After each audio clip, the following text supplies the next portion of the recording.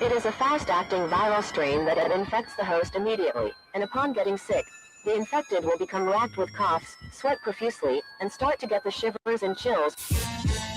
There he is, the legend. The man, the myth, the legend. Yeah.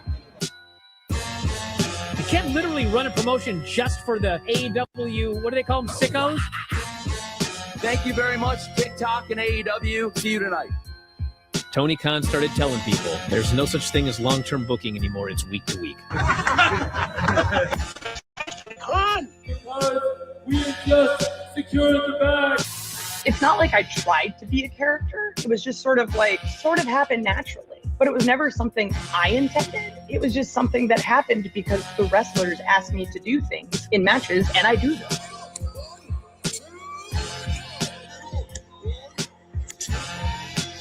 If you run a promotion just for the sickos, you're going to do 400,000 viewers eventually. Yeah, mother effing melts. You know that SmackDown actually went over and everything? Yeah. You know, What's the point? the point of SmackDown. What are you getting at here? That the DVRs didn't pick it up. Did they not pick it up? You know, mine didn't. Let's get into everybody's favorite moment, and it is called Dave Meltzer's Dumb Moment of the Week. What would you like to listen to in your ears? I'd like to hear the flute. Well, if you'd like to flaunt your flute, then we can find you a flautist. We have just secured the bag. It doesn't help me. Okay, so complain, but I will complain. Let me out of my misery! And when I heard that, I was like, what? Thank you, fuck you, bye, boom.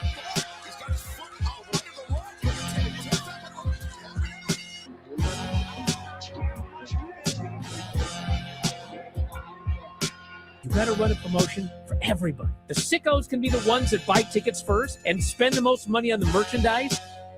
Because we have just secured the bag. But, like, you got to promote for everybody. Then you'll have a lot of viewers. I think we proved a lot of so-called experts. We made them look like idiots. We're not going anywhere. Tony Khan's not going anywhere. You'll also be there on TNT. You'll be in 2 places at once. You'll be around like my favorite movie. Time God. It's so great, Pittsburgh. It's not like I tried to be a character. It sort of happened naturally. the best guy's Tony Khan. To keep themselves safe.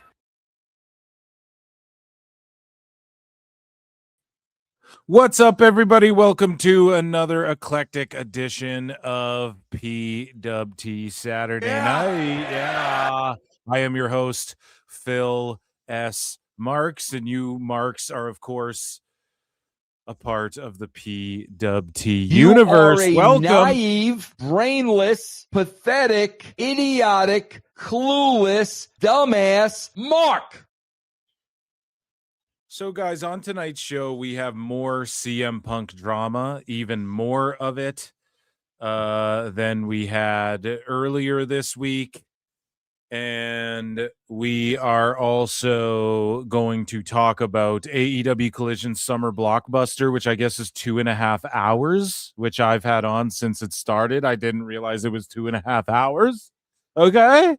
We're going to talk about the Michael movie because I just watched it. No, I'm joking. We're going to talk about weird movie, kind of a weird movie. Not going to lie. We're going to talk about the fallout from SmackDown and the fall off being the wig of Jade Cargill. But holy shit, Plenty in Pixel Art comes in with a 10. New phone, who dis? My goodness. Acknowledge me. And then he comes in gifts.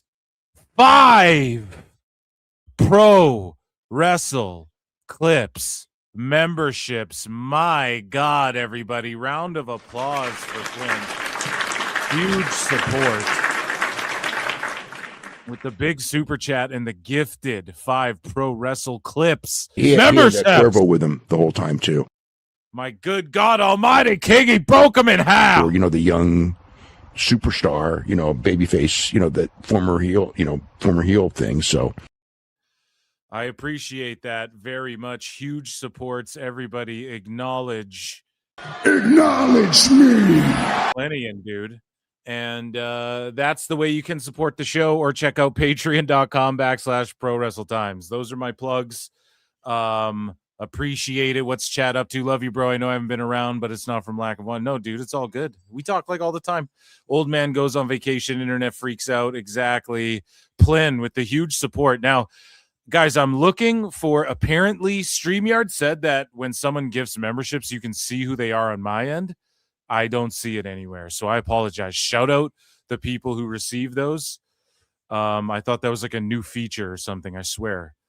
But I guess not. So just thank Plinian if you got one of those, and make sure you tune into Member Mondays, guys. I also do member shows. Memberships are 99 cents, and they're weekly. And this Monday, I'm actually getting some dental work done, so it won't be Monday. I'll do it Tuesday more more than likely. Okay. So let's get into this stuff here. Okay. We have stuff to get to this evening. This fantastic evening. How's everybody Saturday going? I did watch Plin. Did you watch Michael? Who watched Michael? Who watched that movie, Michael? So I checked it out, and Michael is kind of like the Tupac movie, where they sort of just go through his Michael Jackson's Wikipedia. It's pretty much all they do. Whereas, like, if you take Straight Outta Compton, or you take the movie Notorious, you know, in Notorious, it starts and Biggie Smalls' mom finds the fucking plate of mashed potatoes. They ain't no damn mashed potatoes, right? Because he was slanging. And then it shows like he was changing out of the clothes he was going to school in. He was switching into a fucking chain and some fly shit on his way to class. And then you saw how people interacted with him in his day-to-day life. Michael Jackson, the Michael movie, it's like not really that. It's just kind of like this happened, then Thriller came out, you know, and you're like, whoa, wait. It's like a bunch of shit we're skipping over. And some of his siblings ain't even in it. But that being said, the acting is tremendous. Michael Jackson's nephew plays him, and he plays Michael tremendously. The acting is great, and the filmmaking is really good. But the way it ends, you're just like, okay. And there's rumors that they're making a sequel. Okay, to Michael. So I don't know if that's going to be a horror film or what. I don't know if that's going to be a fucking a horror movie. I don't know if it can be scarier than the Thriller scene. No, it's a cool movie, and like the raw vocals that they use from Michael, obviously, that's like raw recordings from Michael Jackson and stuff when he was a kid and shit, and obviously up until he was an adult. Like, that's all fantastic. It's cool to hear the songs and shit, but it just didn't really add anything that you didn't know. In fact, if you know anything about Michael Jackson, you know way more than what the movie even let on. And it's just curious. And then I just watched that doc on Netflix too. So I was really hopeful that it wouldn't ruin Michael for me, and it didn't. Like, it's by all means a perfectly okay movie, but it's just, I don't know, it's missing what like Notorious or Straight Outta Compton had, you know? Anyways, let's get into some pro wrestling.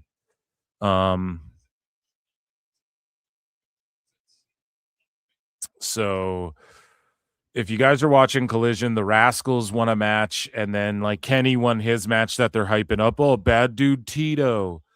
He just won it. Like, I turned the show on, I think 5 minutes late, and he was already cutting a promo.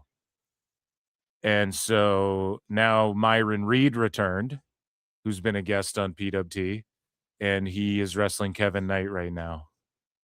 And the crowd is fucking dead silent. And this is a 2.5 hour show for some reason. And it's called Summer Blockbuster because it's going out of business. So go.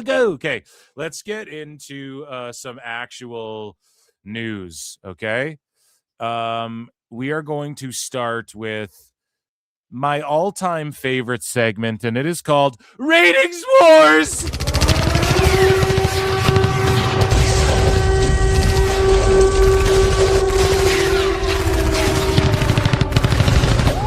The aliens are coming.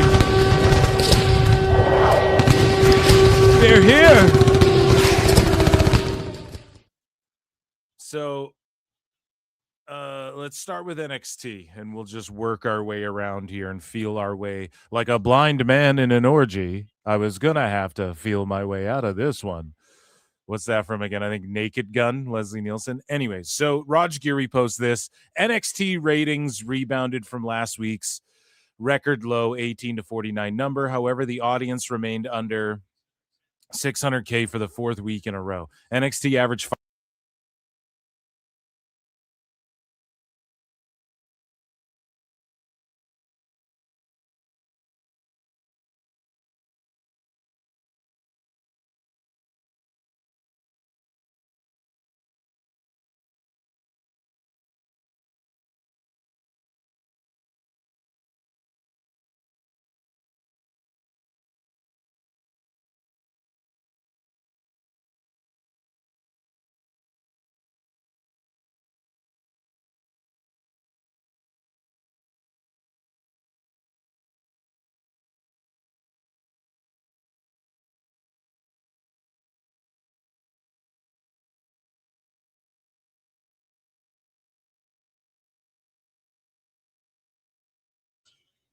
sorry, I muted myself there, guys.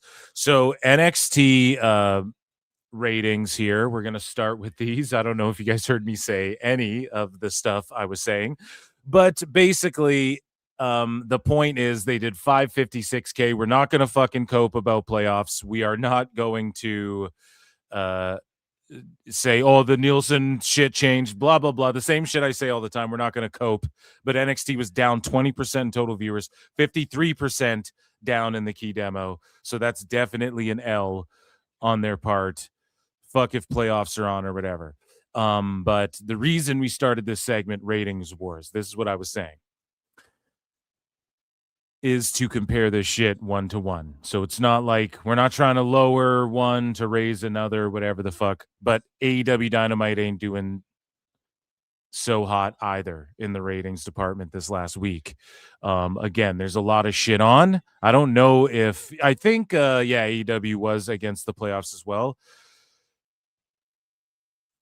But I think wrestling overall, like I think Dynamite, if we're going to sit there, and I said this last show, if we're going to sit there and be like SmackDown's so bad and shit, then I don't know, man. Dynamite and Collision, what are they doing? Wouldn't that be like people look at, oh, SmackDown's doing, let's say 9,000 people or 8,000 people, and they're doing just above 1 million, and motherfuckers are acting like the wheels are falling off. So the same thing would apply to AEW. And again, we are going to directly fucking compare ratings in this. But I give NXT's rating an L. Okay? It's no good. Give it a try. So we move along here.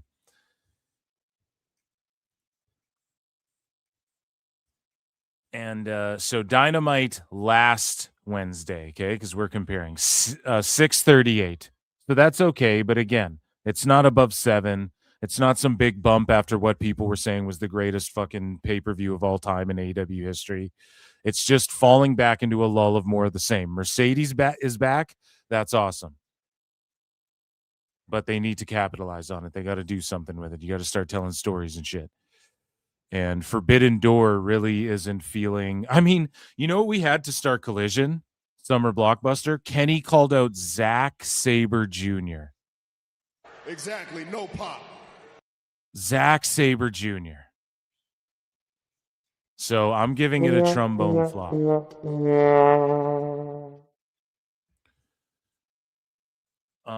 We move along here. As expected, Dynamite numbers took a hit on Wednesday night. It averaged 638K viewers, down 9% from the last week. Shout out Raj Giri, down 27%. Dynamite was tied with Hannity for third. who cares about all that stuff? It was down. It's an L. It's not above 700K. So we're going to jump around. We'll do TNA after. WWE Raw numbers for June 1st aired in the morning from Turin, Italy. They were screwy, according to Roger Geary. The audience was the lowest in show history on Netflix for episodes where we have numbers.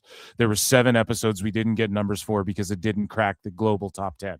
However, the hours viewed were the second highest this year, which doesn't really make sense.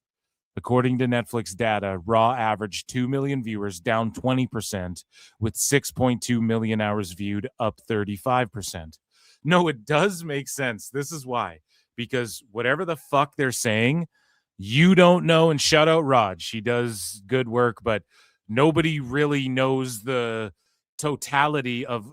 Because here's the thing. If they were going to fuck with the numbers and try and do some slick shit to be like, they're not as bad as they are, they would do that every week that the hours viewed were up, but the overall was down, or vice versa. They could just easily play that game because they could just make anything up. Really, it's Netflix, so we're just taking it at face value. The thing is to me, this indicates that a bunch of people replay viewed it, and you're just not getting the total replay numbers. And I know that sounds redacted, but let's go to school with Professor Phil Myers.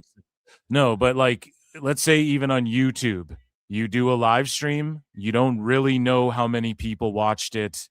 You got to give that shit like 12 hours, and then you have even let's say a YouTuber gets a lot of views. Like, let's say you're a YouTuber, you drop a video and you get like 1,000 views a minute or something like that. Your view count, like if I go search your video up, if I was looking at their YouTube studio, the views would be like way more than what you or I would see just like seeing it in our algorithm. Okay, and I can attest to that. So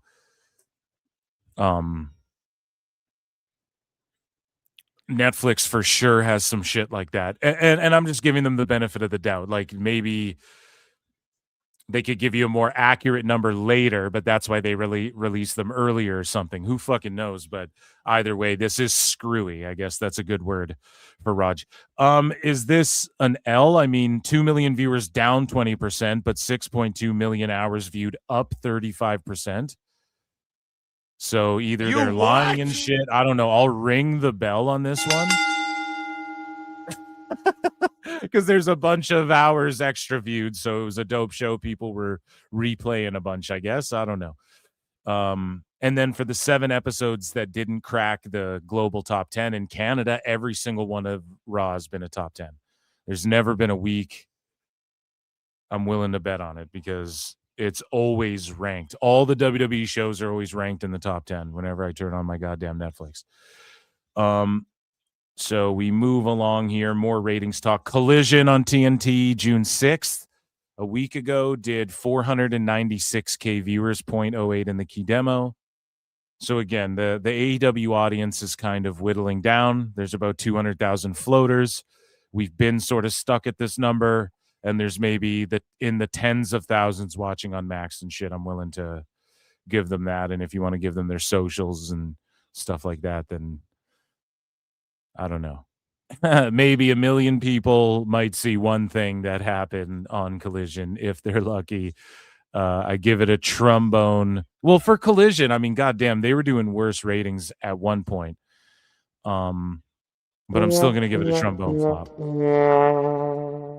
Because Tone books like important shit on Collision, and they try and brag and go like, oh, well, you got to watch Collision, you got to watch the show. And Dave's like, well, the numbers are higher with Collision, so okay, we just got to compare it to like what, SmackDown? I don't fucking know. Speaking of SmackDown, despite tough competition from Game 2 of the NBA Finals last Friday night, I didn't mute myself. Okay, good. It's like I muted myself again, like a dumbass. Was only down slightly in total from the prior week. So SmackDown, that is. It was up in the 18-49. It beat everything on television other than the NBA in primetime in the 18-49 demo. SmackDown averaged 1.089 million viewers, down 1% with a 0.24. I mean, overall, these SmackDown ratings are a fucking L. But like this week, if we're going to isolate this fucking week, I guess we'll ring the bell on it because it didn't fall off a cliff or do any wonky shit. Nothing screwy really happened. So yeah, should I ring the bell? I'm kind of torn. I don't know if I want to ring the bell or give that a trombone. Because overall, like, come on, man. SmackDown don't even do 2 million no more. It's crazy. Exactly, no pop. SmackDown was there was a lot of boring shit. It was one of the worst crowds of all time. We'll have to talk about that in a little bit. I guess I'll ring the bell for maintaining a rating. I don't know if that's really fucking, I don't know. Let your boy Phil know. I don't fucking know. Without NBA competition, AEW Collision on Saturday garnered its best audience since Grand Slam Australia in February. So 496K, which I already gave it a flop, but it was up 48% from the prior week.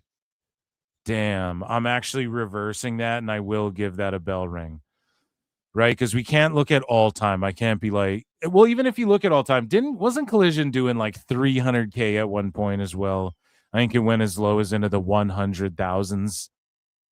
So I will reverse that. I will ring a bell for Collision, I guess. If they're jumping up that much whenever there's not a playoff game on or whatever the fuck. It was tied number 2 with Family Guy reruns. That's the problem, though. Family Guy reruns are fucking tying it or beating it. That's kooky. So, again, NXT this last week saw a small dip in the audience, 548,000, down 1%. Key Demo was up 29%. I guess we'll ring a bell for that. I don't know. Everyone's doing okay, I guess, with playoffs on. Now we're coping with playoffs. And yeah, dude, Naraku's doing the damn thing. They had this contest, Shiloh Hills becoming a character. This guy just is flat out like rips off Hunter Hearst Helmsley is basically his gimmick. He like admits it. I'm pretty sure he said that. He's like, 20 years have passed. It's long enough. You can fucking just jack that shit. Or Jean-Paul Levesque, maybe a mix of both. And Dynamite, though, this last one, it took a big hit against Game 4 of the NBA Finals, scored its lowest audience since Nielsen changed their ratings. And, of course, Dave Meltzer was like, Brian, he wrote a paragraph about how, well, it did really solid against a monster playoff game. He had Cuervo with him the whole time, too. It's like, why wouldn't you say that if WWE had the same situation? They'd be like, man, it's past its peak. This is a fucking horrible fall off. But Dynamite averaged 542, down 15%, man, per Dave Meltzer, down 27% in the .08. With the .08, pardon me, in the key demo. So the audience was the lowest since January 12th, since Nielsen changed the methodology, whatever. Yeah, so this is a huge, big-time L. Now, I understand that the playoffs have been fucking ramped up and everyone's been excited, but like, when you book this type of fucking show, when you build the Shane Taylor-Moxley match on Collision, then pay it off on Dynamite, you're going to do Collision numbers. Like, I just don't get what Tone is expecting here. I just don't understand what they don't understand about this. You can't just bring Swerve back when he hasn't been doing shit. They do 1,200 people in Mox's hometown. They parade him out, and it's like, oh, Mox, he's returned, Cincinnati's son. He should be fired, dude. He should be fired after he held the belt for a year and you fucking show up in Cincinnati and there's 1,200 people. Okay? I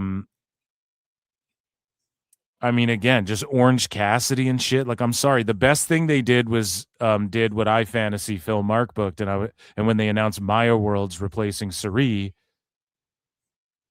which there's some controversy surrounding that, and fucking Brian Alvarez and Dave are gonna talk about that I think in AEW news, or Brian is. But basically, again, Tone is just cooked doing wonky shit that WWE, if they did that, Dave would be giving that shit disgusting promotional tactics and stuff. We'll talk about that later because I guess Sari was actually able to wrestle. And Tone like milked it until he did his backstage thing and then last minute switched the card subject to change. They kept promoting it even though everyone knew she was injured. We'll talk about that later. But the best thing they did was gave Maya World the win in this tournament. And I say they should just fucking push her. Why push Maya World? I don't know, because you got to do something different. And maybe people just get behind her and are like, holy fuck, and you get a Kofi Mania on your hands or so. I don't know. Right? You got to just do something different. Do something crazy. Do something crazy, as Asher Roth would say, right? You got to just like push her. Just have her win the tournament and fucking get a title shot, win the belt. Fuck it. Everyone's like, holy shit, who is she? Fuck it. She either sinks or swims, you know? It can't hurt you anymore. Maybe you get a fucking star. Maybe it explodes and a bunch of people start tuning in. I don't fucking know. You got to try something different. So I'm glad that Tone gave her the win, but I bet she'll just like make it to the semifinals, then lose. Monet will tap her out or something. But yeah, I don't want to go over this old shitty card that nobody watched, right? But 542K viewers, it's whittling down and it's getting closer to the regular Collision numbers. So this is a ginormous trombone flop. And Maya's on TV right now cutting a heartfelt promo. That flop wasn't for her. But we'll move along here. I think her promos could use a little work, but hey, I'm going to uplift her right now, and hopefully they catch some fire with something. So speaking of catching fire, that is something that TNA has been incapable of doing quickly. TNA, they were way up in the key demo with a 0.03, and they were up 16% at a 226K viewers, but they've been down recently. So I will ring the bell for this, but Sosa came back. It's on Sosa, dude.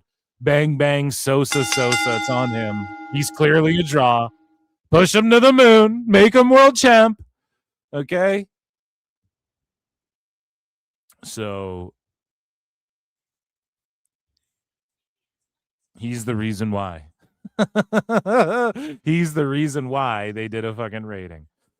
Now the attendances. So here we go. Dynamite this was in Cincinnati, Ohio, at the Andrew J. Brady Music Center. The total number of seats on map are 1,800. Now, with the little stage they have and shit, okay, you still do 1,500. But their setup, quote unquote, was 1,266. They sold out, quote unquote, the 1,266. Mox can't even draw 1,500 people in his own home fucking town. And people want to say the best pay-per-view, the worst match on the greatest pay-per-view of all time was O'Reilly versus Moxley, and it was still an awesome match. Oh my God, it's the greatest thing I've ever seen. They go to Cincinnati, nothing. Mox, we covered it too, this whole run as champion on PWT Live. Go back, that was a crazy era, that was a crazy arc, the Moxley arc, dude, of PWT. And we broke down how he lost them month by month, like 100,000 fucking viewers for a minute there. And the attendances were the shits. The only time he drew anything was when he fought Joe in that cage. They did like 4,000 people at a Dynamite randomly. And it was like, well, yeah, you got Joe versus Mox in a fucking cage. And that's because Joe had to come back and draw for Mox. He go to Cincinnati and do 1,200 people was like a joke, I was saying. Okay? They go to Cincinnati, he draws 1,200 people as a reality. It's fucking crazy. He should be fired. I'm not, and that's not even me being like an asshole. He has millions of dollars. I don't feel bad for him. He has millions of dollars. I do not feel bad. If the person paying him millions after years of giving him millions is like, you can't even draw, you draw 1,200 people in your hometown and you had our world title for a year. The fuck is going on? I think Darby drew more than that with MJF in Seattle or whatever. I'm not even joking either. This isn't even being exaggerative for entertainment purposes. This is like for real, dude. So that's just abysmal. It's terrible. And Monday Night Raw, they're set up for 11,300 and they're at 10,400. Just to compare, this is Raw that's coming up here. Yeah, so that'll be on Monday. And they're going to sell out pretty much. The number of seats on the map are 11,777. So they're going to do that, and they're likely going to surpass the last time they were there. So again, when Dave's like, they're past their peak, it's like, what the fuck are we talking about? And Dave wants everyone to believe that the same amount of people watch Dynamite, if you factor in streaming, than watch Raw and shit like this. He's tried to peddle that this year already. And it's fucking cooked. And I don't mean to make this about a fucking just felting Dave Meltzer. It's not even Dave Meltzer dumb moment of the week. It's not even Thursday time cop. Jesus Christ. But it's like for real. We gotta. This whole shit is collapsing. Okay. This whole shit is collapsing, and so is Dave. And the reason it's on my mind is because like yesterday, just some hilarity ensued, and it's like I don't even know if I can wait until fucking Thursday to unleash on fucking Dave. We might have to just do a segment or something. Because you can tell he's crumbling. His whole fucking narrative's been crumbling. And I'm not like happy about this. I want AEW to be successful and shit. You guys already know. I don't have to qualify it every time. That I don't want to sound like a fucking hater, okay? I'm watching AEW right now, and I'm not hate watching it, you know? And I was putting over Maya World and fucking Athena rules and shit. I ain't trying to hate, but it's just like, how the fuck is it comparable when you have 1,200 people in a place and Mox is on the card and this Raw is doing in Baltimore the number it's doing? Now, SmackDown, again, they did like 9,000 people. So when people are like, oh, it's not that, they're not doing as good. I don't buy into any of that. But also, I will say this, the crowd was one of the worst in Providence. They were in Providence, right? Rhode Island last night on SmackDown. One of the worst crowds maybe ever for a wrestling show. So focusing here on tickets and whatnot. SummerSlam Saturday, August 1st, 26, Minneapolis, Minnesota. I was the governor. The setups for 29,500. They've distributed 23,900. So 24,000, 30,000 and 24,000 already distributed. They're going to sell this bitch out for sure. Total number of seats on map, 72,000. So the last time they were there was night one, or the last night one of a SummerSlam did 50,000. So is that a dip for SummerSlam? I believe it is. Not as many fucking people interested in it this year, for sure. But I mean, we're never gonna knock 2 nights of 30,000 people in a fucking building. That's madness. And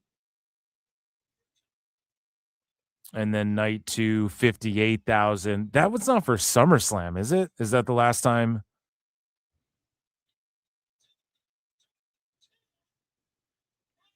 So yeah, they have 24,000 sold for night 2 as well.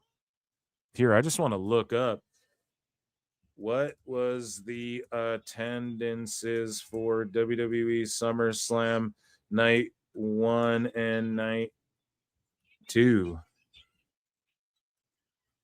Wow, they were really night 2 brought 60,000. Or no, what year was this? Here, let's just specify here, but I think this is 2025. Yeah, 60,500 for night 2. Holy fuck. SummerSlam like cut in half. Now, what are the prices comparatively? Are they like way more expensive? Because damn, they can't be happy with that being a fucking trend. But also it's 30,000 people.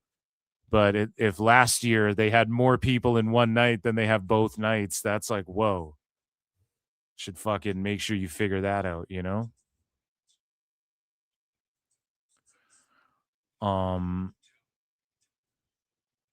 Pretty Pretty kooky. I don't know. Like, yeah, WWE, like, people are so upset about it, but as if it's the worst shit ever.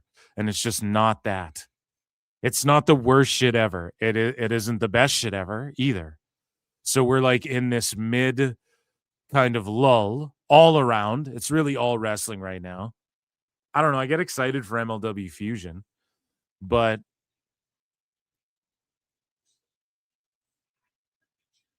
people are acting like it is the worst shit ever, and it's really fucking not. Maybe if you want to argue that fucking, yeah, what are the dogs doing here? They're coming out with, okay, they were just talking shit at the camera, coming out with the shillelagh. Maybe if you want to argue like subjectively, yeah, this, I just can't stand this horse shit, or you want to say like, yeah, the Danhausen shit isn't for me. I totally get that, you know, the same way like Orange Cassidy's just not for me. I'm sorry. But here, and I hate to go off on AEW, but I'm watching it intently here tonight. And here's the problem too. Forbidden Door. We just signed the dogs. They're with AEW officially, but at Forbidden Door, because they're former Nuge guys, they're going to fight fucking Edge and Christian and stuff. And it just reminds you how bad all Forbidden Door is. It's not even Forbidden Door anymore. It's just Tone booking ex-Nuge guys, and it just reminds you how badly he gutted their roster and left them worse for wear. And nothing about it is Forbidden Door at all.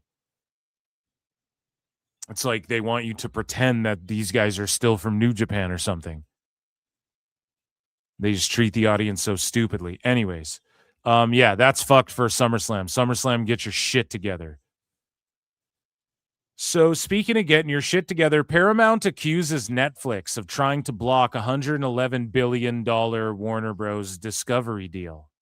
Okay? And this thing, again, went to the DOJ, the grand jury, the fucking grand poobah. You know, it went up all the way to the tippy top. And they decided that this deal can go down. Is what's happening. And Niccolo Piccolo called this shit 80 million miles away, so showed him out for that. But they were just saying Netflix's panic level response and scorched earth campaign to try and poison regulators and other stakeholders against the transaction shows just how seriously Netflix takes Paramount as a scaled competitor. Paramount's content strategy aligns directly with the Teamsters' interests. More films and series in production means more call sheets, more location days, more transportation, casting, and catering work. This is all fucking cope.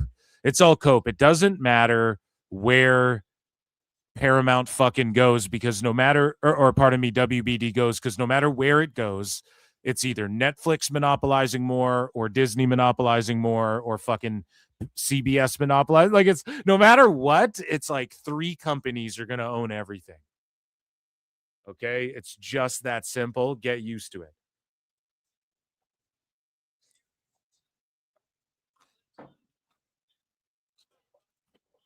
It's all compartmentalized enough too, to where not everything will be watered down as much as you think.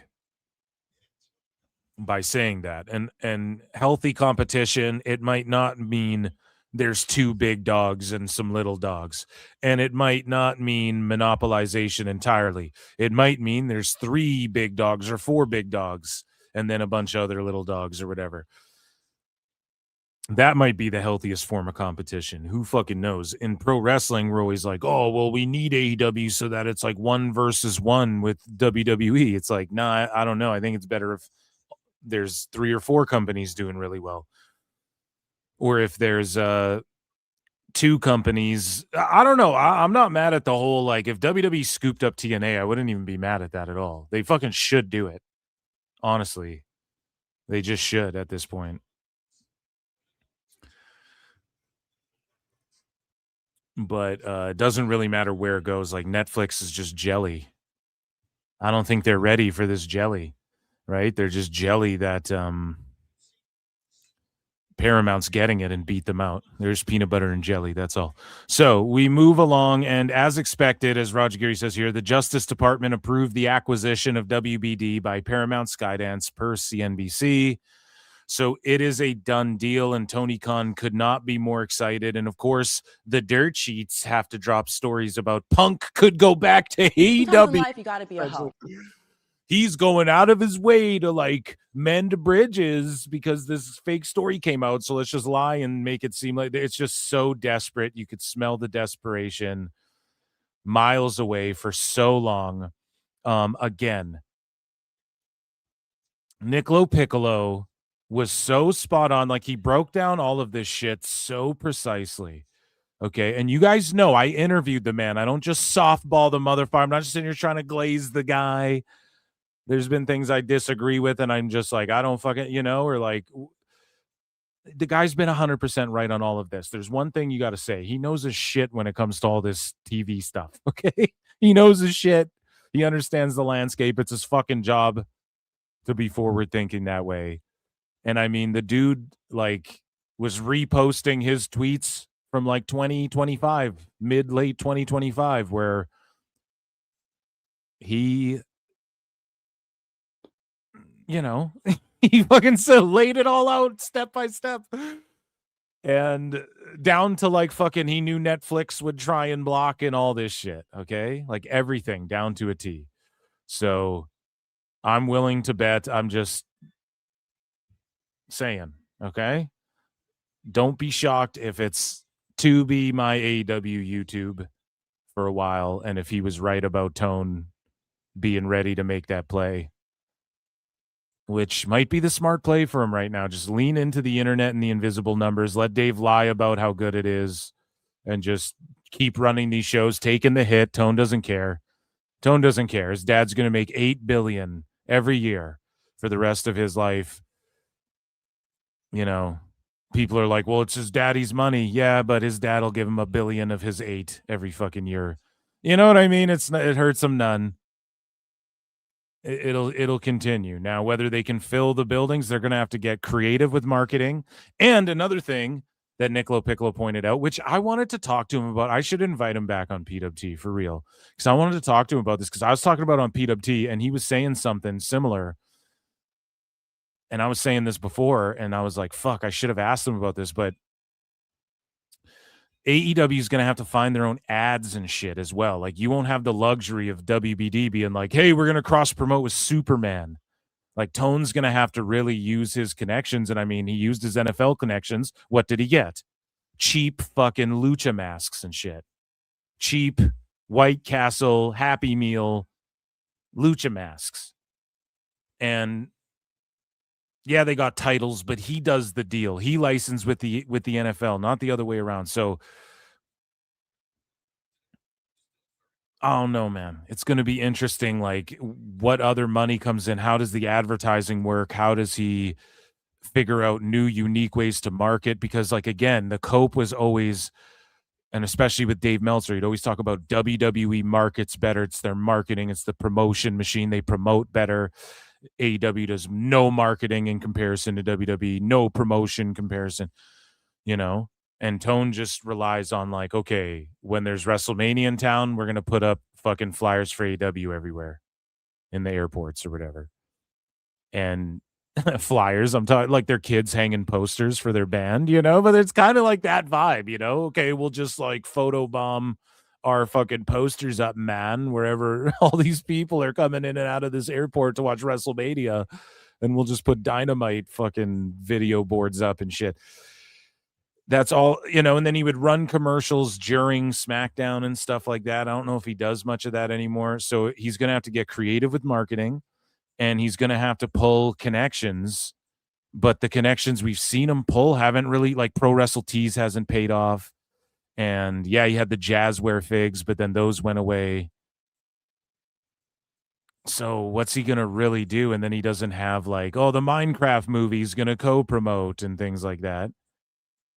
And if he does lock shit like that down, then okay, good for him. Then he is pulling connections. He has deeper connects than we thought, and he's able to fucking get people involved more than we thought. But so far, we haven't seen that, and they're on TV. So we'll see what happens with all of that. But Tone says he's excited. Mick Foley's fucking being complicit in his Sometimes silence. in life, you got to be a hoe. And that, ladies and gentlemen, was Ratings Was.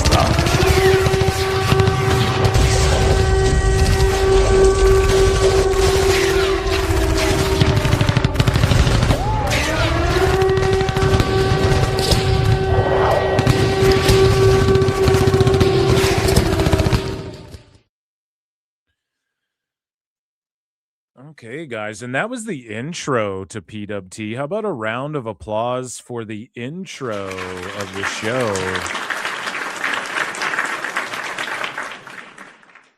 So, guys, hit like if you're watching. Come say hi in chat. Hit subscribe. Patreon.com/ProWrestleTimes. Make sure you check that shit out. And become a member, 99 cents. I do bonus shows. So let's get into the next set of news.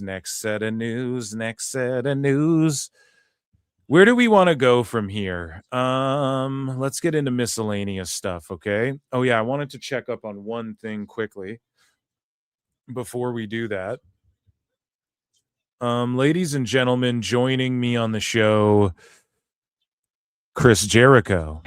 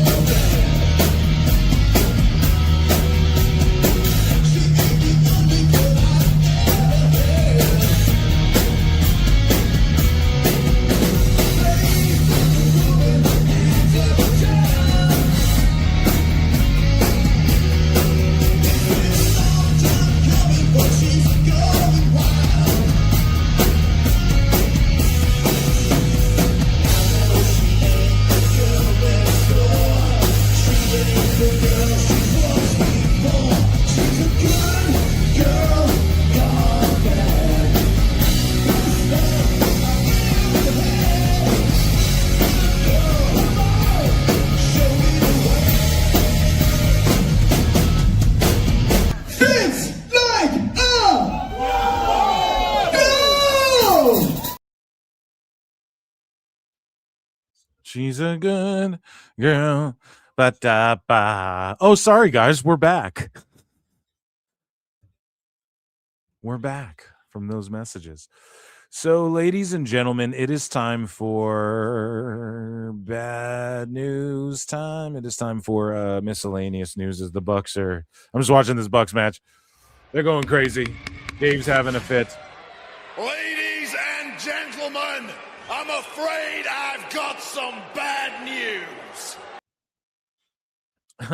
So, CMLL had a historic moment here, a historic and deeply emotional moment. Greco, unmasked. It was Richard Grieco. What is that? The Emilio Estevez, the Mighty Duck guy. And I was like, Emilio!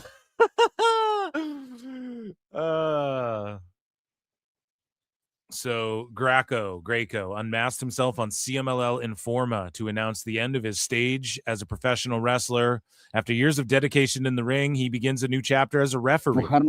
So doing the reverse Jessica Carr. De algo tan querido, de algo que sigo aquí en la Arena México, sigo encantado de la vida, pero hoy nos despojamos de la máscara. Híjole, se siente fuerte, se siente duro, pero terminamos un ciclo como luchadores. Undertaker was like, who's that guy? Tu primera playera, esa misma playera que estrenarás este sábado en Perú 77, la Arena Coliseo. Sábado en Perú 77 nos vamos a ver, entonces pues vamos a darle un buen inicio a esta etapa. Esta es la nueva carrera del gobernador y pues vamos a tener... Hell yeah, CMLL doing the damn thing.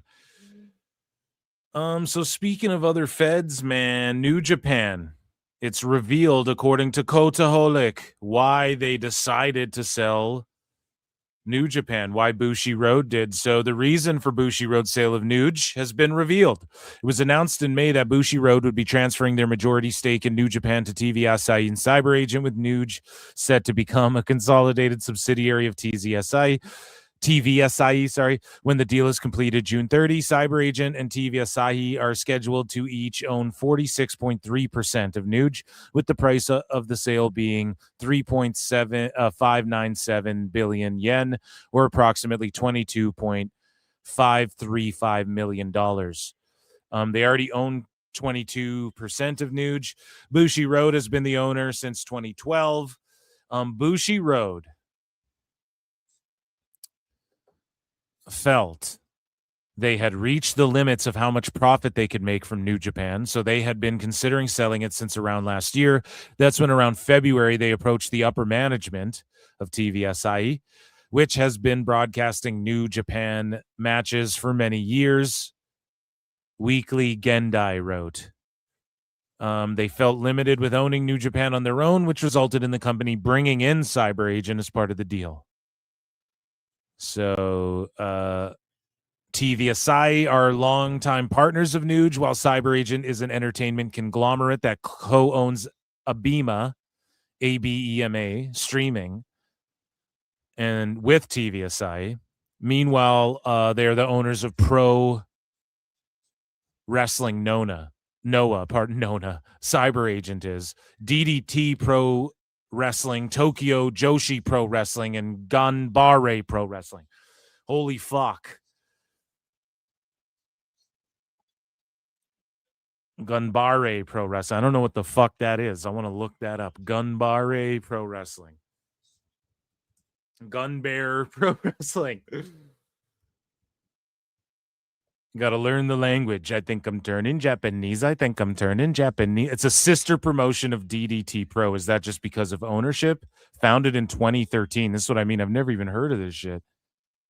Ganbare Puroresu. Abbreviated as Gan Pro. Damn. Yeah, I don't recognize like any of the guys. No, I don't recognize any names. Yeah, okay. So they're doing the damn thing. I'm just looking. I'm like, what is WWE gonna buy? You know, they gotta buy something. They gotta AAA it up. Maybe it's just Noah, or they gotta buy into Nuge with these guys and go like split it 3 ways or something. Who fucking knows? But I just want to see New Japan logos and WWE shit and see AAA Nuge crossover. But there's also the CMLL relationship there with New Japan and shit.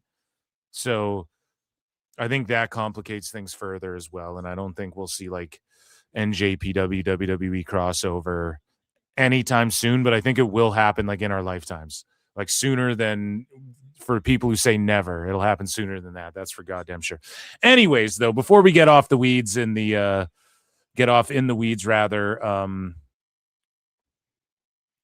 the Japanese wrestling stuff, which is what we're seeing here, man. This Bucks Dogs match has just been going. Like, they're just hitting moves. The crowd's like, whatever. We were more lit before. Okay, they got a pin over the Bucks. So good on the Bucks, and the Bucks are in really great shape, and good on them for fucking putting over the Dogs. Okay. Anyways, let's move along here. So speaking of like New Japan and stuff, John Laurinaitis claimed he pushed for WWE to sign Kenta Kobashi, but it never worked out. Kenta Kobashi, that's what I kept pushing for, but it just didn't work out. I think Kobashi could have adapted to the WWE and American style. I know that he could come in and be very good heel. His work rate speaks for itself. And that's courtesy of Signed by Superstars.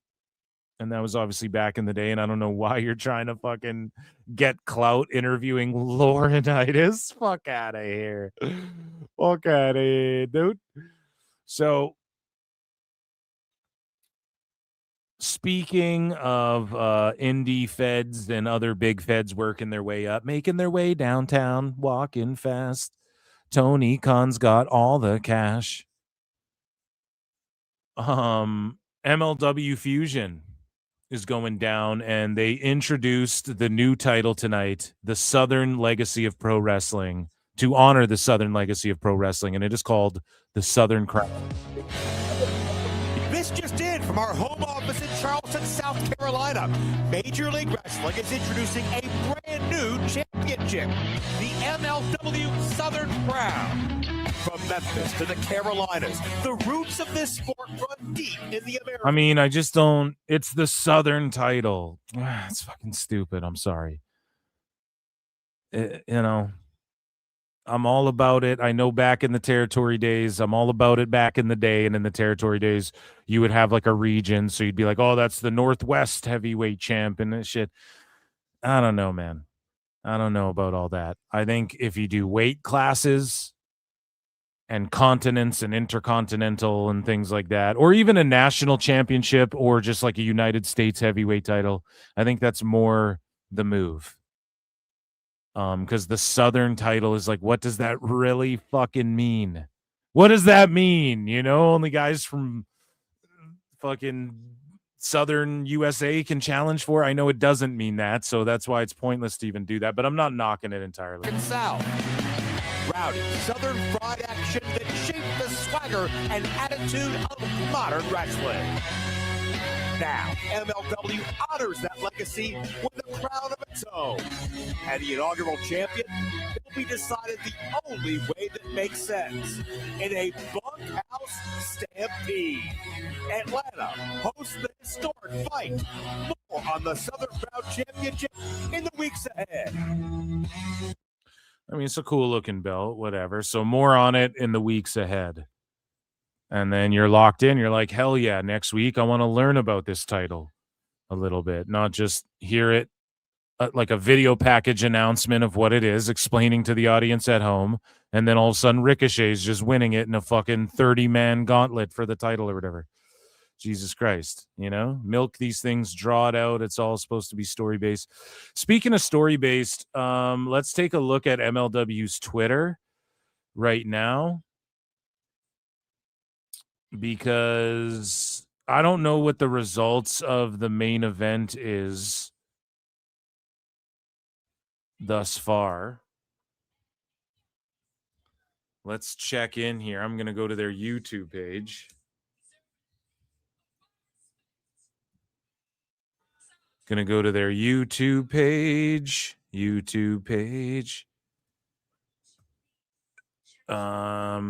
So yeah, also they did this thing where Cruel, I guess, and Contra like got rid of, let's see.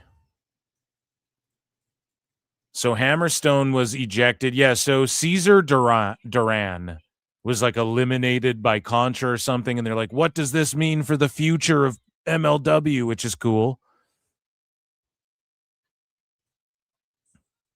Which is awesome. And then we'll just head over here to their YouTube and grab the hand. You're gonna fight the hands. Reach up. Stop him from locking that hand behind your head. Oh, these men are motivated. See who won here. Riddle versus Cross, big title match. Intestinal fortitude that can't be measured. Cross gets a shoulder up, but just barely. And Cross rises from the dead again. Cross jacket cinched in. Oh, Riddle. Yeah, this is the here. Arms are caught. He's nowhere to go. And then Hammerstone gets involved.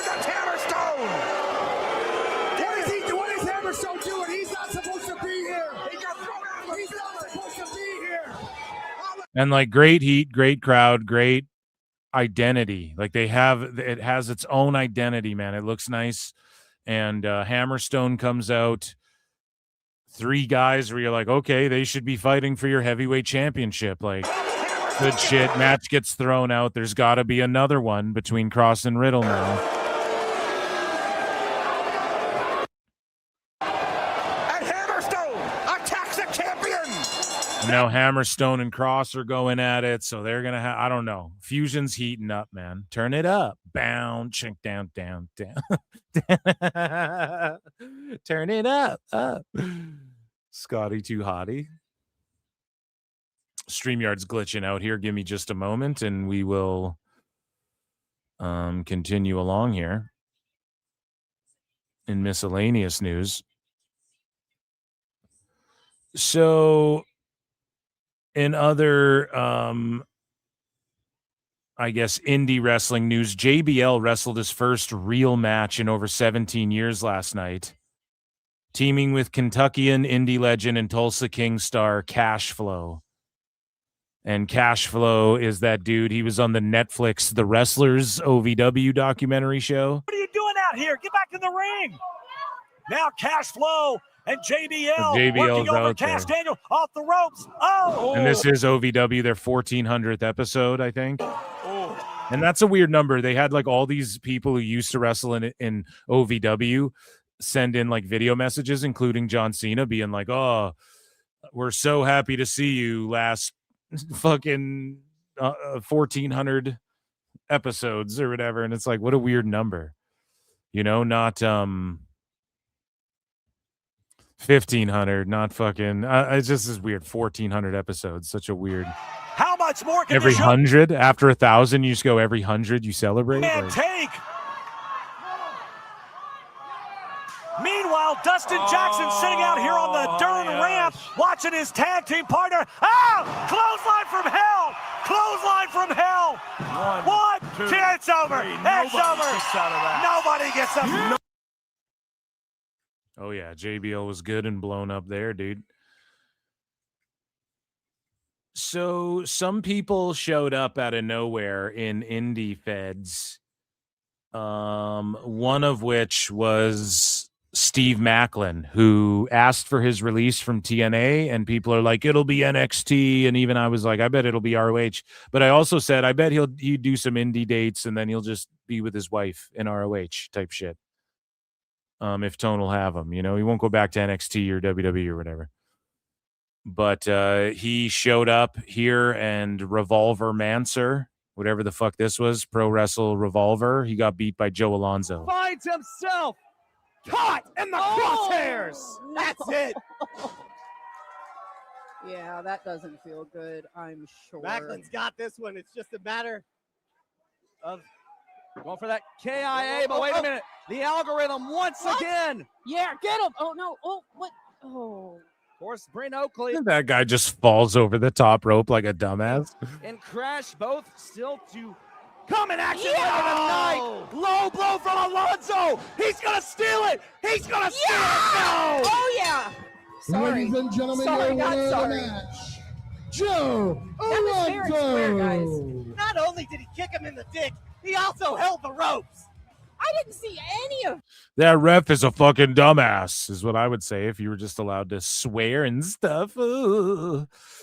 So, speaking of people who asked to leave or didn't ask to leave, Kaylee Ray corrected the record on her last interview. Now, she says things were misconstrued.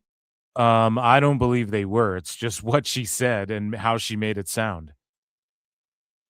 And I listened to the clip and read the transcript my goddamn self, and it read to me like she was saying she didn't have the 90-day because other people got fired. She even said that herself, whereas other people got released.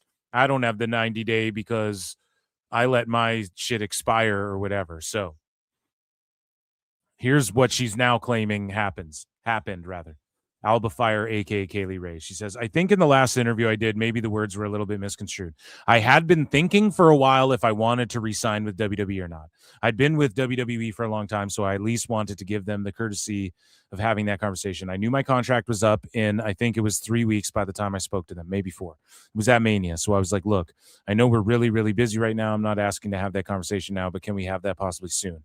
And then unfortunately, I got the phone call the next week saying that they didn't want to be offering me anything. On that, I was like, cool. This was the decision I was already heading towards anyway. So she tried to make it sound like she was going to not re-sign. And then it turned into, now she's saying that they didn't want to re-sign her, but she was going to not re-sign anyways. So it's like, well, which is it? Okay. Like, fuck's sakes. Now you're just jumbling up the story. Just admit that they canned you. I know it kind of sucks to be like, yeah, they actually didn't want to fucking hire me. But she's like, well, whatever. I wasn't going to re-sign anyways. Okay. Then just say this part the first time. But she just goes, cool, this is the decision I was doing. It wasn't a surprise to me. Again, it's kind of like pattern recognition. So, again, she didn't have her 90-day because they weren't going to renew her. They didn't renew her. I don't know. She just confused everybody with that shit. Stick to a story, toots.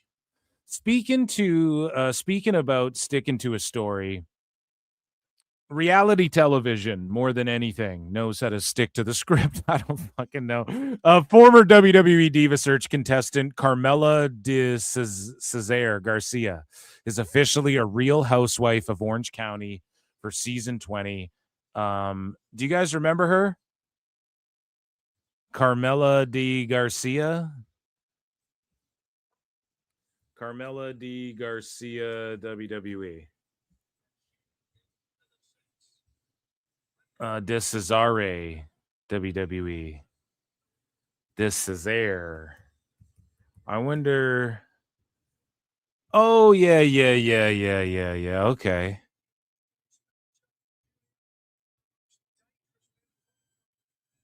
Okay, yeah, and she was okay, and all right. I definitely do remember her. So she's much older now, and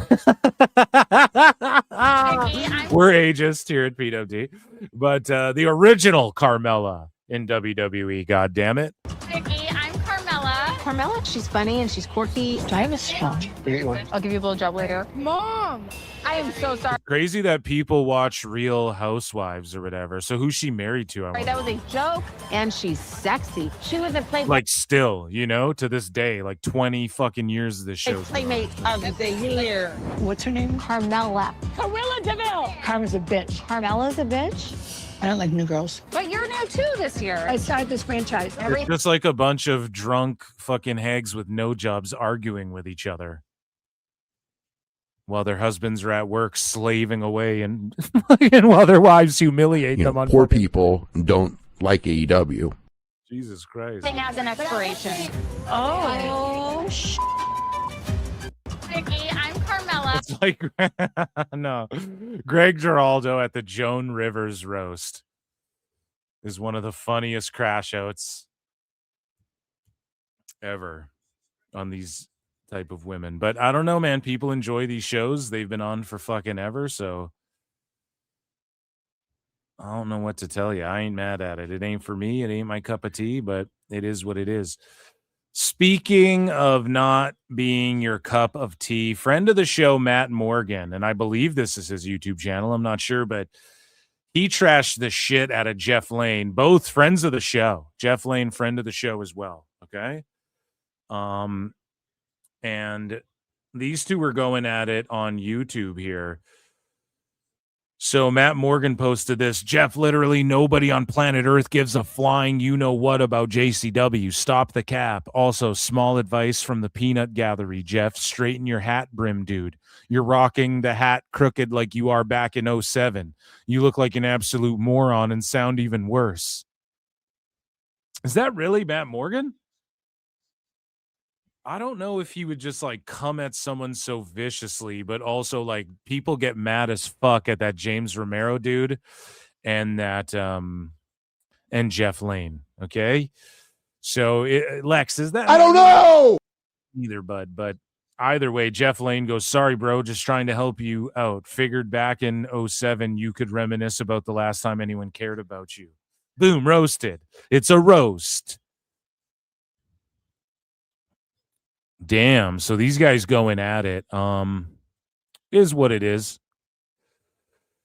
I don't know what to say about this. Both friends of the show. I like both these guys, and they're just both twisting titties a little bit here. It's a work, brother.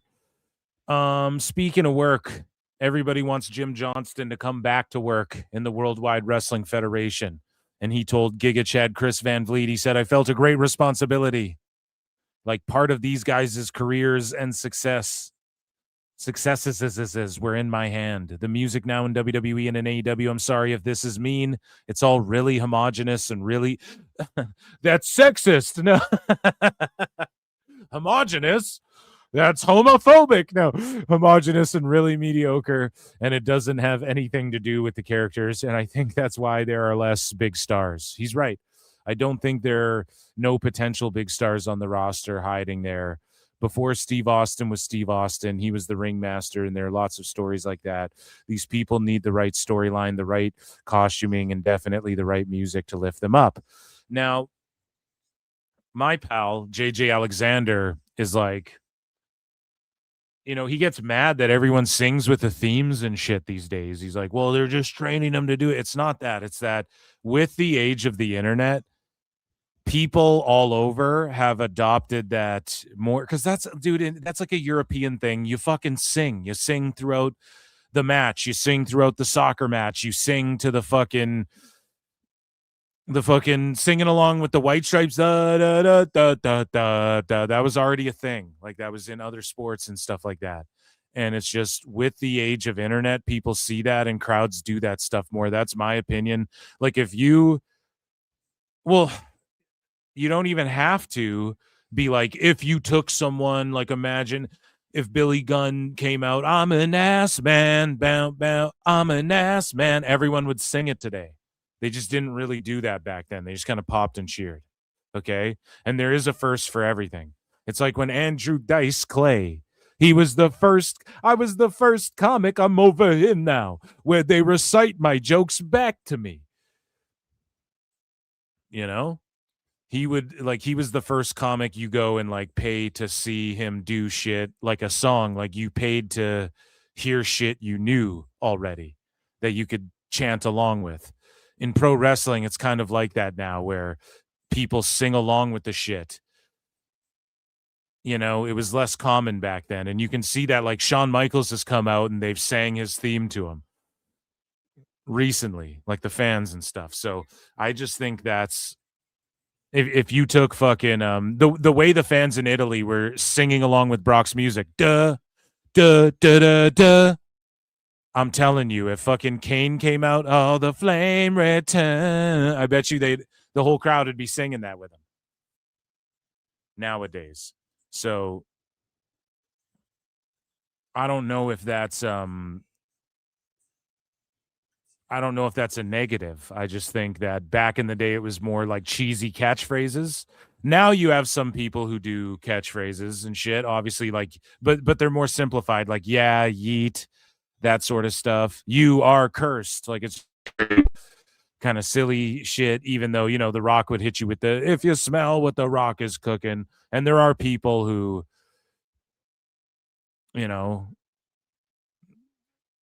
with everybody saying LA Knight, like he's got 4 of them. I get there are some people who still do that, but I think that's less prominent. And yeah, it's like people sing with themes and stuff.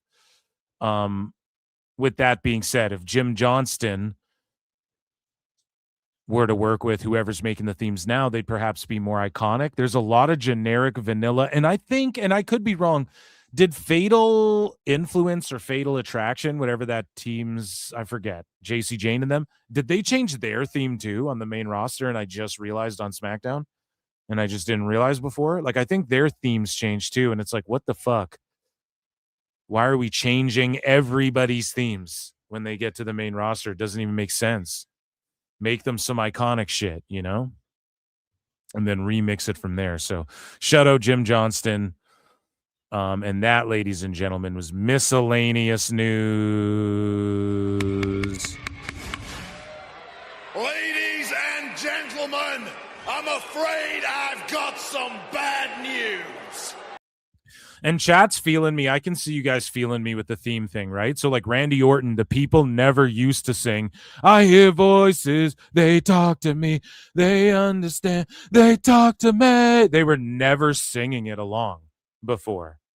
Now they do that because it's what fans do. It's like a new thing. So it's not like, oh, they're teaching fans to fucking do the, and even if they are, who cares? You're supposed to teach fans. You're supposed to coach people, even the listeners. I go live on Wednesdays and Saturdays, guys. because there is a level. It's not brainwashing and all of this fucking, people try and cope over it in weird ways. It's just fandom's different and people have seen other crowds. Okay. And when people in America are able to see the European crowds and the way they act, they're going to start acting that way more and vice versa. And here's the thing, dude, you see Japanese crowds getting rowdier now too. And like chants get started now too and shit, where it's like, that's not even really a thing they did, but the internet's made everything available to everyone. So it's just a change in time. And if Billy Gunn showed up, came out at the fucking UK tour, they'd be going, I'm an Osman. They'd be singing it. If Kane came out and the flame returns, I'd be fucking singing my heart out to it. And so would the crowd, I guarantee it. And the fact they were going, duh, duh, duh, duh, duh. Brock's had the same theme forever, And even back then, you had Kurt Angle, you suck. You suck. I'm pretty sure that was Toronto as well that did it the first time. Maybe I'm wrong on that, but I'm pretty sure they're the ones that are credited with like doing that the first time. But whoever figured that out, you suck, with the music, it's too perfect. And that's always been a thing. It's just more prominent now. That's the way I feel. And that's what I think of you. That's what I say. Go. So yeah. Shout you guys out for understanding what I mean by that. So let's get into what do we got next? We got TNA news, guys.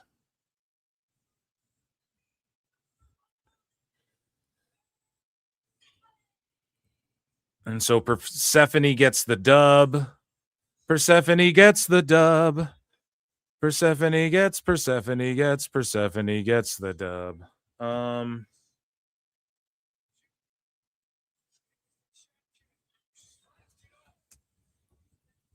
I'm going to put a poll in the chat here because I want to know.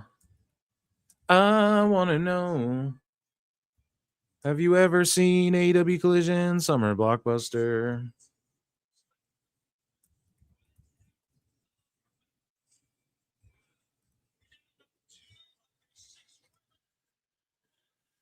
So everybody, I'm going to put a poll up on the screen. And if you're just listening or you're just hanging out, are you watching AEW Collision Summer Blockbuster tonight? Put a 1 in the chat.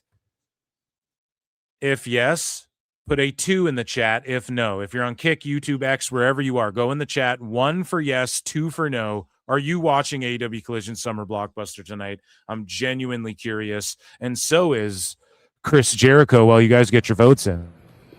I look and see it's not just me. So many others have stood where I stand. We are the young, so raise your hand. They call us problem child. We spent our lives on trial. We walk an endless mile. We are the youth gone wild. We stand and we won't fall. We're 1 and 1 for all. The writing's on the wall. We are the youth gone wild. Let me get wild. Yay!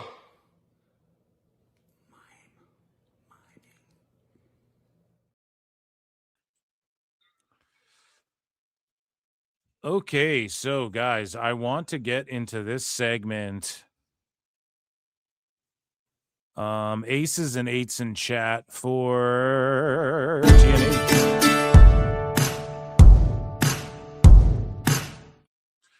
So TNA dropped this little promo for Slammiversary. Let's take a look. And people figured out immediately who it was based on his gear.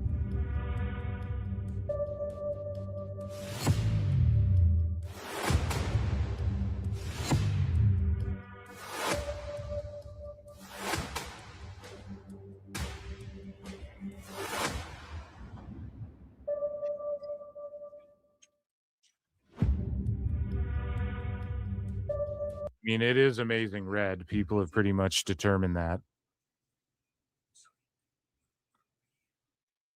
based on the gear, and that's awesome. Good for him.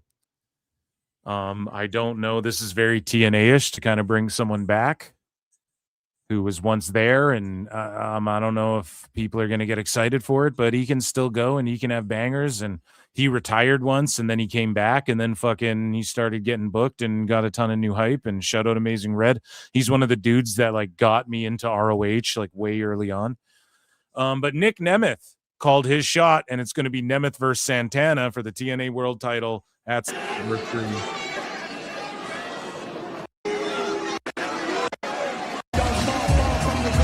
Now it'll be Santana. So that's a big match. I mean, you kind of sensed it was going to be that. Nemeth is that dude. So let me know, guys, is this some bullshit? Should TNA get away from doing stuff like this? Rosemary has an Ash by Elegance doll, and they pull its hair, they bite. You can pull my hair and bite me everywhere. So they pull the doll's hair, they bite it, and do all this shit. I mean, it's like way less work done now. Oh, stop it. Oh, what? Bray Wyatt, I can't believe we're saying this. Is there some voodoo at play? She's making her. What is this? What is this magic? Wait a minute, Mara Sade is making Ash do Mara's dance.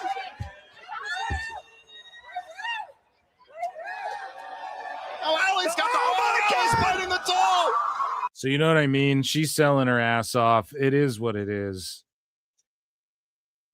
I don't know, man. I just don't know if that's the way to be going. And according to Fightful, TNA is set to reveal some updated contract news and signings over the next few weeks, a source in the company claimed. So according to Fightful, I guess TNA is going to be like, we signed some people, we fucking release some people. I don't know if it's a good look for TNA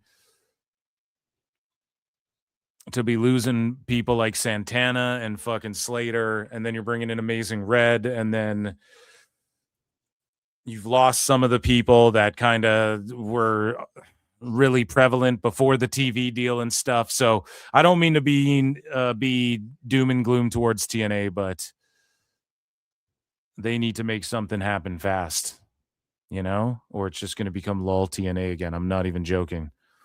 And I was super hyped on TNA, and I want to be again, but like that doll shit, if they were doing that on Collision, I'd be making fun of it. So that, ladies and gentlemen, was TNA news.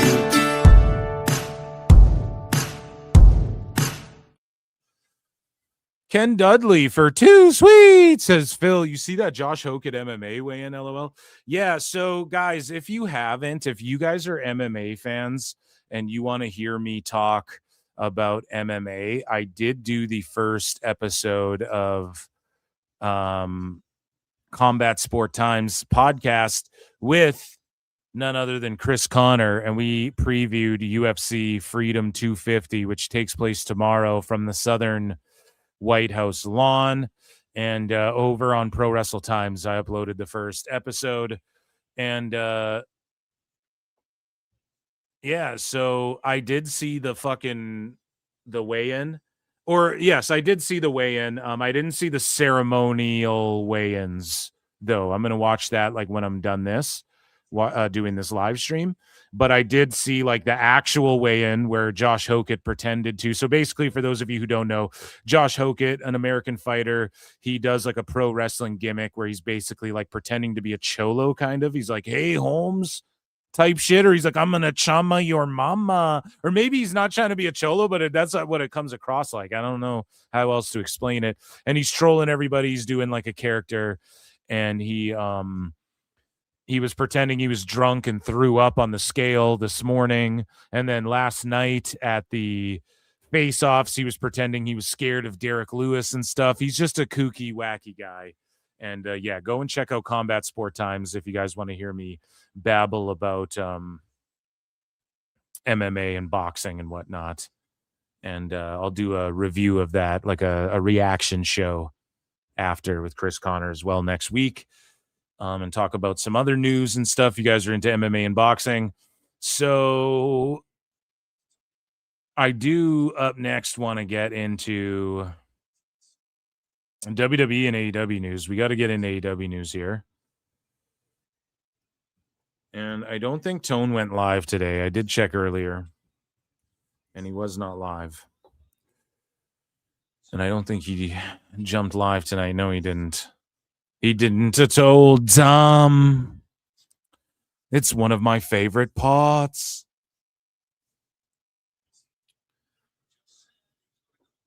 But yeah, I'm excited, guys. Tomorrow I'm going to be watching Freedom 250. It's going to rule ass.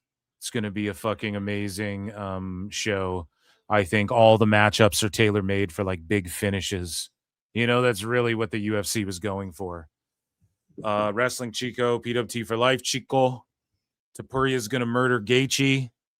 I don't know about that. I don't know. I don't think it'll be as easy as a fight. You see the size difference between them when they face off too? That's crazy.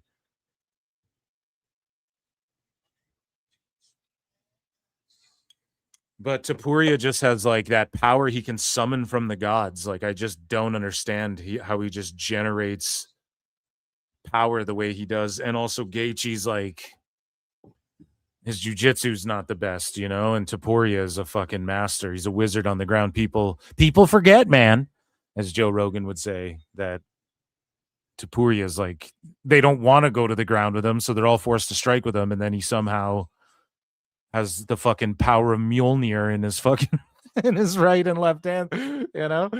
So it's insane. I don't know. I'm excited. Josh Hokett. I gave my predictions. Go and check out my prediction show, but all the matchups are good.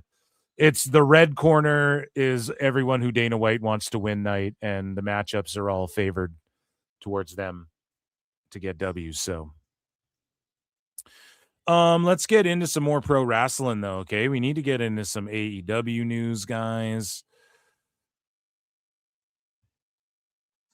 As Speedball gets power bombed all over the fucking arena.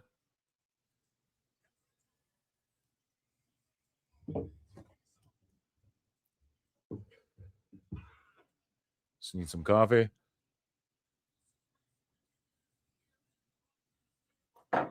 Okay, so guys, Ichi Nissan. Because it's time for AEW news. Best guys, Tony Khan.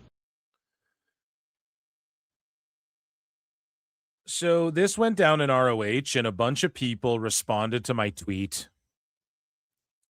They were like, "What, are you gay, bro?" Like, pretty much that's what it was. What, are you gay? And it's like, no, I just fucking, what you're saying, it doesn't mean I don't like titties shaking around. I'm just, my criticism's fair though. And it's not even a criticism. It's just me pointing out an objective reality. So there was this spot where the girls were all like shaking their titties at each other. I've been known to do that as well. Right? And so, I mean, I love it. That's the Iconics and Harley Cameron and Mina Shirakawa. They're all just titty shaking at each other. And so I just made this statement. If you went back 10 or 20 years and showed ROH fans what ROH has become, they'd want whoever's responsible's head on a stake. Just facts. Okay? I didn't say anything about liking titty shaking. I didn't say anything about not liking titty shaking. I didn't say... I always say they need to bring more sexy back in pro wrestling, but what I'm saying is factual reality. Okay. They would want whoever fucking did this to be banished to the Shadow Realm. All right. It's really that simple. Wrestling Chico for 2, sweet. Says, can't wait for Lucha tonight. PWT for live, Chico. Is AAA on YouTube as well? Holy fuck, there's so much wrestling on, buds. How many minutes there, Chico, until that shit's on? Is it like 4 minutes? We got to pull this shit up and screen it. Yeah, because it's a 2.5 hour collision, not a 3 hour, not a 2 hour. 2.5 hour for some reason. And if Tone does a fucking overrun, this may have been taped too. So why is it 2.5? Like, I have no idea. Right? AEW's like just the placeholder. We'll just put this show on whenever we need some shit on somewhere. So it was never destined to last. Thank you so much for your support, your super chat, guys. Super chat in, or check out patreon.com/Pro Wrestle Times, or hit like or share, whatever the fuck. Okay, appreciate you guys. And get your votes in. Are you watching AEW Collision Summer Blockbuster tonight? 1 for yes, 2 for no, wherever you're watching. 1 for yes, 2 for no. We move along. So Will Ospreay versus Swerve Strickland has been confirmed as the final of the Men's Owen Hart Foundation tournament. The winner will earn an AEW World Championship match in the main event of AEW All In. Ospreay's obviously going to win. It's going to be him versus Omega. It was obviously going to be Ospreay versus Swerve. Nothing about this is Forbidden Door at all, other than Will Ospreay did work in New Japan at one point, and that's all the matches are. Forbidden Door means nothing. So again, Tone actually did have a cool concept, and it means absolutely nothing. It means nothing at all. Nothing at all. As Ned Flanders would say, nothing at all. Right?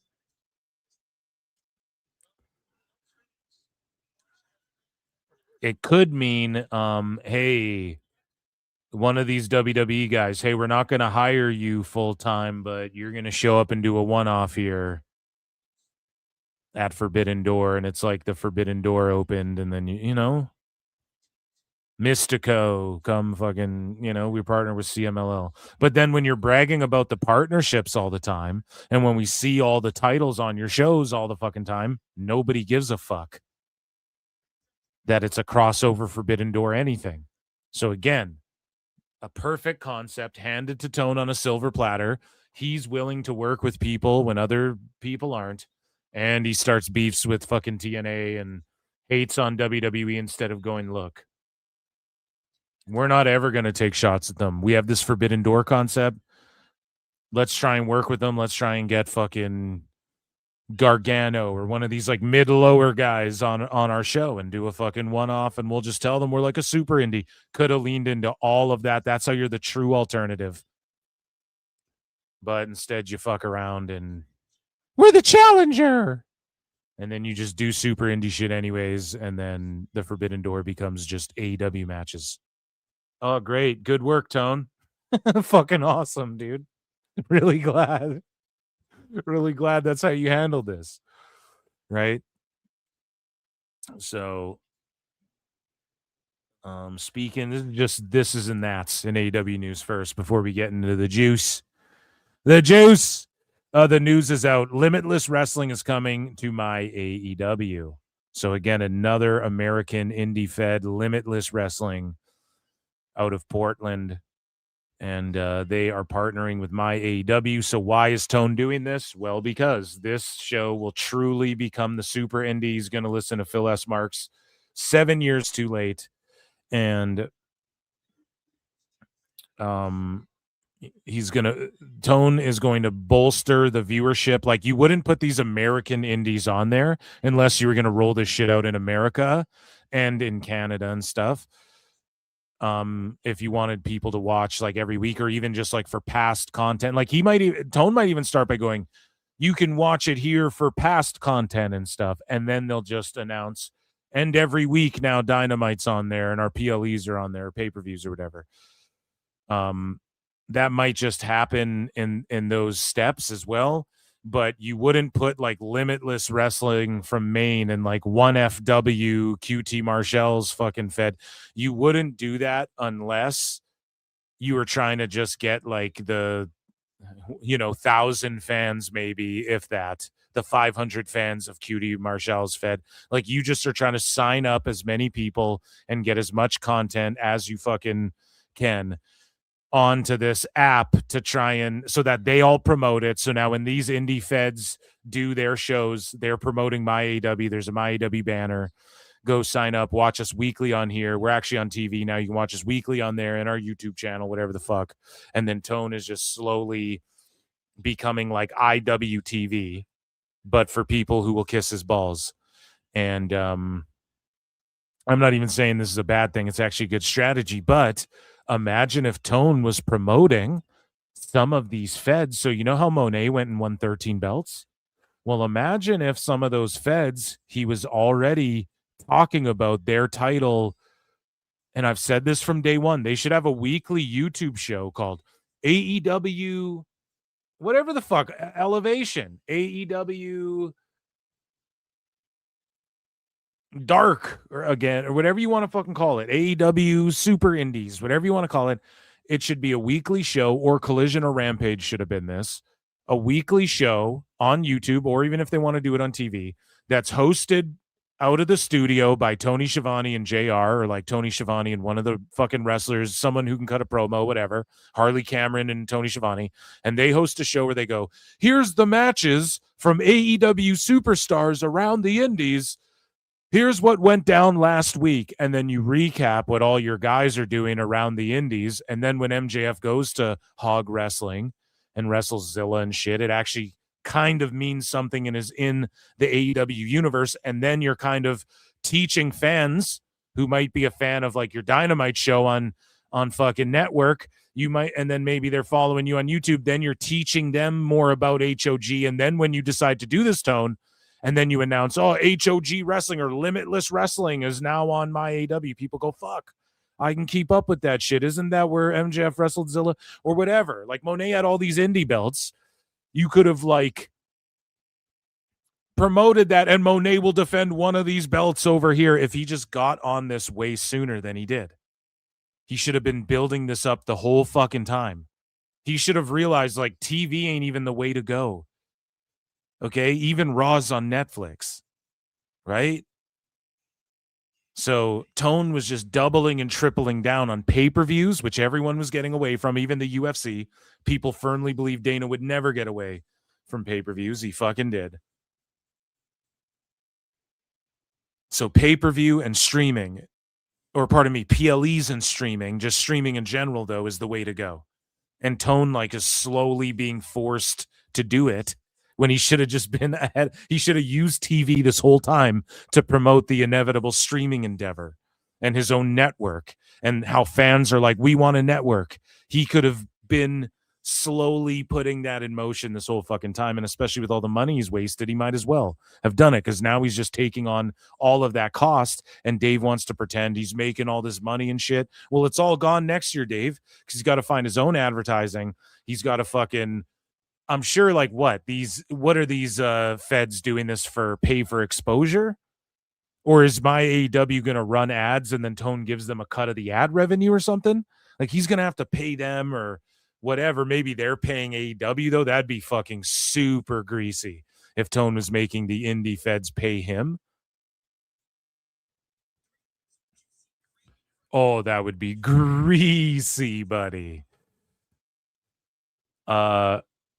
But yeah, he should have just been all over this shit, like white on rice, like from the beginning. It should have been his low-key mastermind, and then he launches this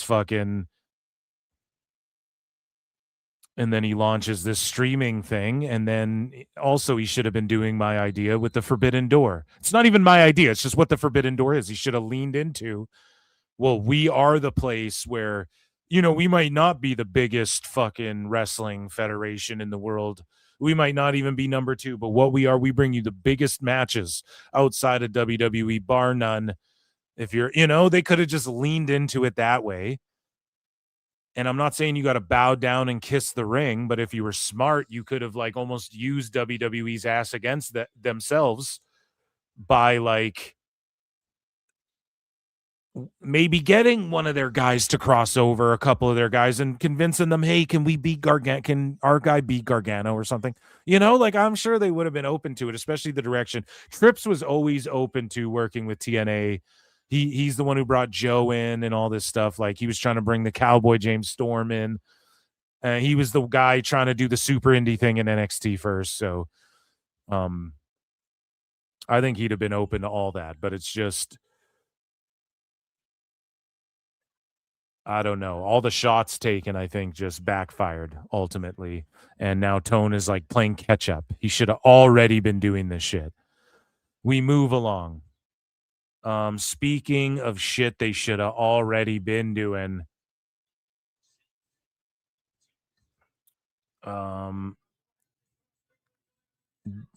AEW should have rolled out some sort of program like NIL, or more importantly, because their eyes and ears are all over the indies, they should have laid out something like a WWE ID program before WWE got to it as well. Again, forward thinking. They all just coped. A performance center, blah, blah, blah. But meanwhile, they should have invested in it. Then maybe Kendall Gray would have been there and Dave could talk about how Tone should be paying her 10 times more. And he could have all of his dreams come true if they didn't scoff at the notion of a fucking performance center, which is a good idea, right? Instead, their fan base and people in charge, they scoff at that shit. They spit at it. They treat you like you're a dumb fuck if you think that's what the direction they should go in. If they really think developing the future of pro wrestling is just putting people who aren't ready yet on TV in random fucking brawls backstage with Moxley and his Bumbaclot clan on Collision, then okay. You can do it that way, or you can ID an NIL and put programs in place, and Tone has all the money in the world, and he should already be on the forefront of this because he owns a fucking football team and always brags about it, and in NFL and Major League Sports. And again, they want to talk about this is like real wrestling, and we're going to pay them like real NBA level athletes, and we're going to blah, blah, blah. Okay, then where, like, the fucking Jaguars have a performance center, a place where they can go train and work out, and they fucking see a doctor, see a nutritionist, see a fucking all of that. Get meals cooked for them, I'm sure, things like that. But for wrestling, no, it's stupid, it's dumb. WWE does it, and it's cookie cutter, boring bullshit. And it's like, no, you're dumb. You should have been on top of this. Okay? And sources say that WWE ID'd wrestler Aaron Rourke is being pulled from Limitless Wrestling. Okay? And it's unrelated to Limitless Wrestling's relationship with MyAEW, is what Fightful's reporting. Now, I don't know about that, okay? And I don't know who Fightful's talking to or about here when they're just quoting like it's not related to this. Right? We don't know that for sure, but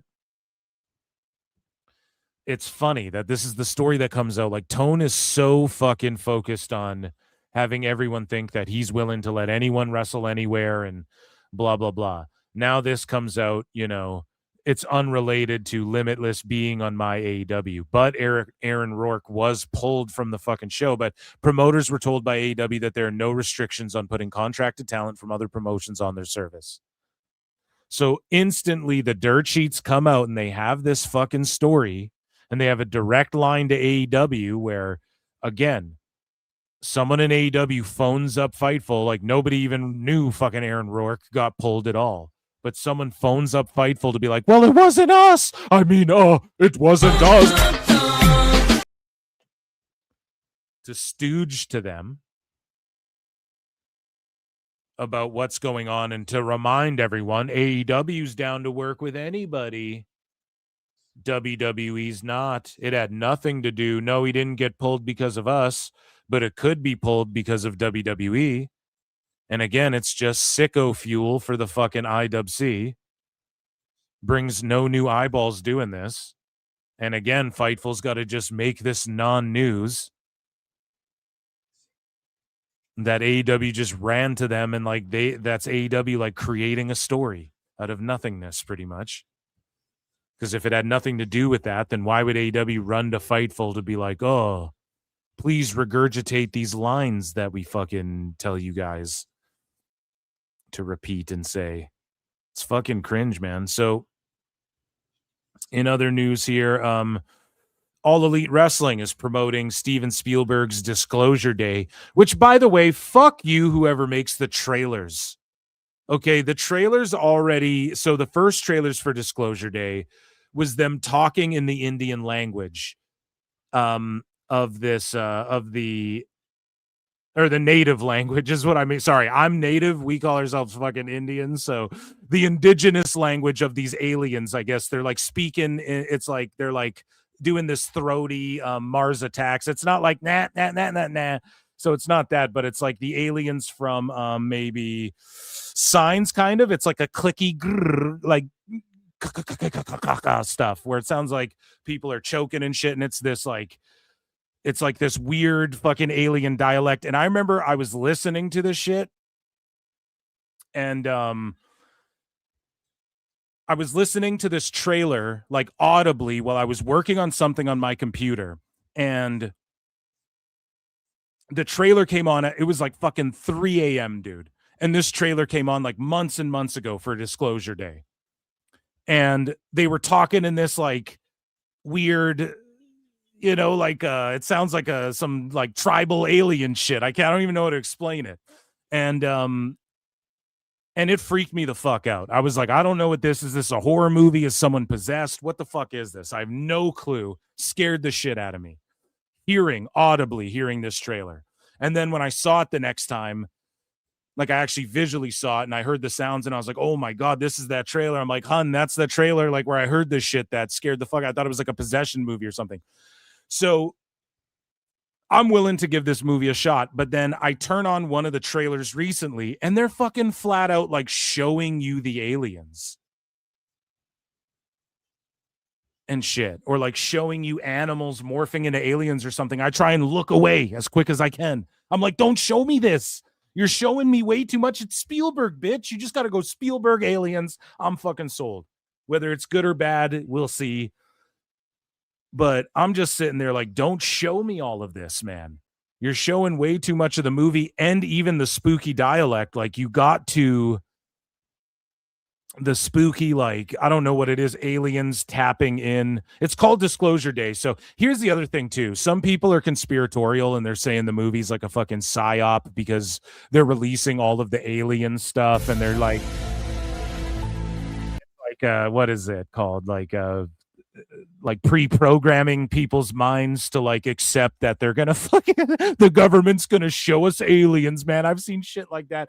I don't know about all that. I see Spielberg and aliens and I'm like, I'm in, you know? So I don't know about all that shit. But they're showing too much in the goddamn trailers and somebody should be fucking like, if this movie doesn't draw, it's because you showed too much in the trailers. I'm telling you right now. So shout out this movie. Oh yeah, but the reason we're even talking about Disclosure Day is because AEW's Lance Hoyt, so that's Lance Archer, Brian Cage, and Don Callis of the Don Callis family are featured in Disclosure Day, and it premieres today at movie theaters across the U.S. I definitely want to see this, and it's like we deserve to know, right? So it's like. It is weird. It's weird timing for sure. But I'm definitely, there's so much wrestling action going on right now. You have the Bumbleclaw clan. They're in an Anarchy in the Arena after they already did an Anarchy in the Arena at Double or Nothing. So it's just fucking stupid. This show's fucking stupid. AEW's fucking stupid. Tony only knows how to book 3 things. And then we have some hot lucha action going on here. With La Parca and Octagon, who's okay. Octagon's okay. He's alive. He's fucking not paralyzed, thank God. Or the aliens, depending what you what you believe. I think aliens are for kids, dude. I don't believe that shit. I gotta be honest. I think the government's fucking with people. Or am I? Or do I? Or maybe I'm an alien. So speaking of lucha, or wait, I think I might have another one before we. Yeah. So let's talk about Kota Ibushi here. Dave Meltzer says, from what I understand, Kota Ibushi has not given up hope for a return, but it would not be anytime soon. Well, what's the fucking point, bud? What's the point? He's hopeful he can possibly come back. But it won't be anytime soon. Tone's paying this guy a bunch. He's talking about how his legs are falling off, keeps getting injured. Ibushi's washed, and it just goes to show you that 5-star style. Everybody who's ever been a 5-star merchant, they're cooked. And some people go, yeah, well, that's why they were 5 stars, because they put their bodies on the line, man. But it's like, no, because Hulk Hogan never got a slew of 5-star matches, and his body was cooked too, and he was the most over motherfucker because of character shit. So It's just like you're amplifying the risk for way less reward unless you meet Tony Khan and he's a mark for you, because then he'll pay you millions. Like so many wrestlers are so lucky that they met Tone and that Tone came along. So speaking of injuries, Isaiah Cassidy is banged up and hurt. His absence in AEW is not a case of him not being used because of Mark Quenn's injury, according to PWI. But let's be honest, PWI. Let's be honest.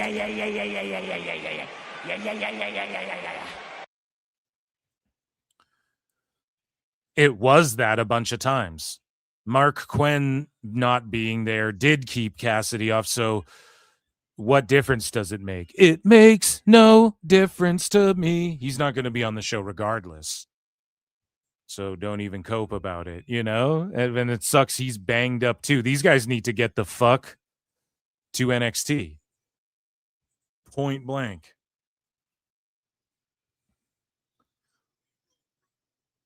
In other movie news, Harley Cameron reveals she was nearly cast in the lead role for the horror movie Obsession.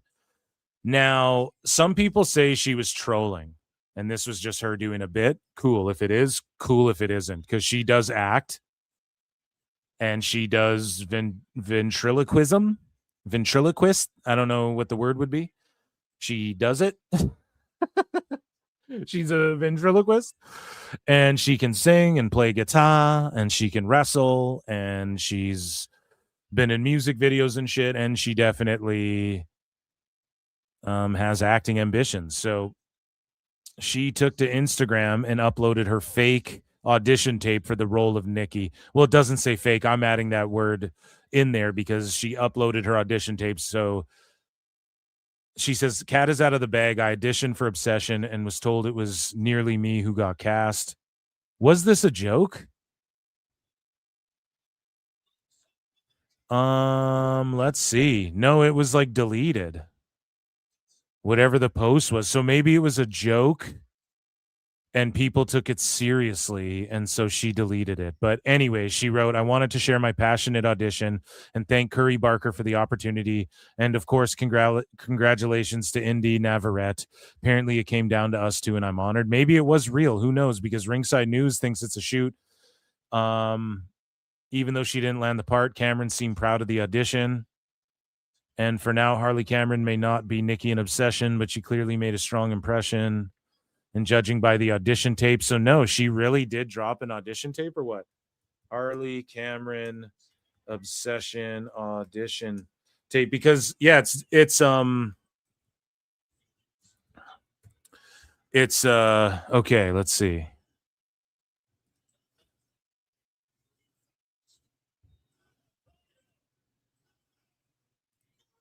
So let's see here if this is serious. Let's head to the sickoest place on earth, and it is called Reddit. Let's take a look. Hi, I'm Harley Cameron. I'm 5'7", and I'm auditioning for the role of Nikki. It would be way too distracting. Her titties get too distracting, okay? And she knows that. That's why she shakes them in the ROH matches. Get that shit out of the way so then you can pay attention to the wrestling. I get it. It's actually great in-ring psychology. But at the same time, fucking Obsession.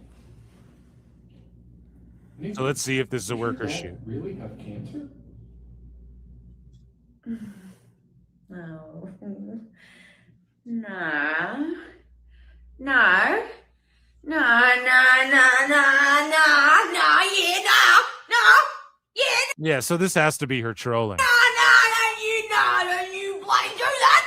No, I thought we were having a nice bloody date, huh? Yeah, this is clearly her trolling. So Ringside News for sure. Like, listen to how they wrote this. For now, Harley Cameron may not be Nikki, but she clearly made a strong impression. And judging by the audition tape, this probably won't be the last time fans see her name. What do you mean? You didn't even watch the audition tape, Ringside News? You didn't even watch it because she's clearly joking.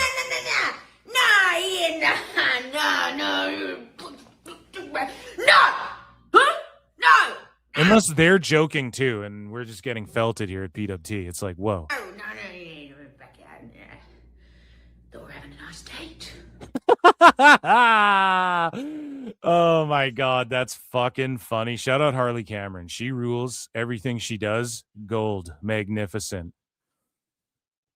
So moving along here. Yeah, so we were going to talk about this. Grand Slam Mexico.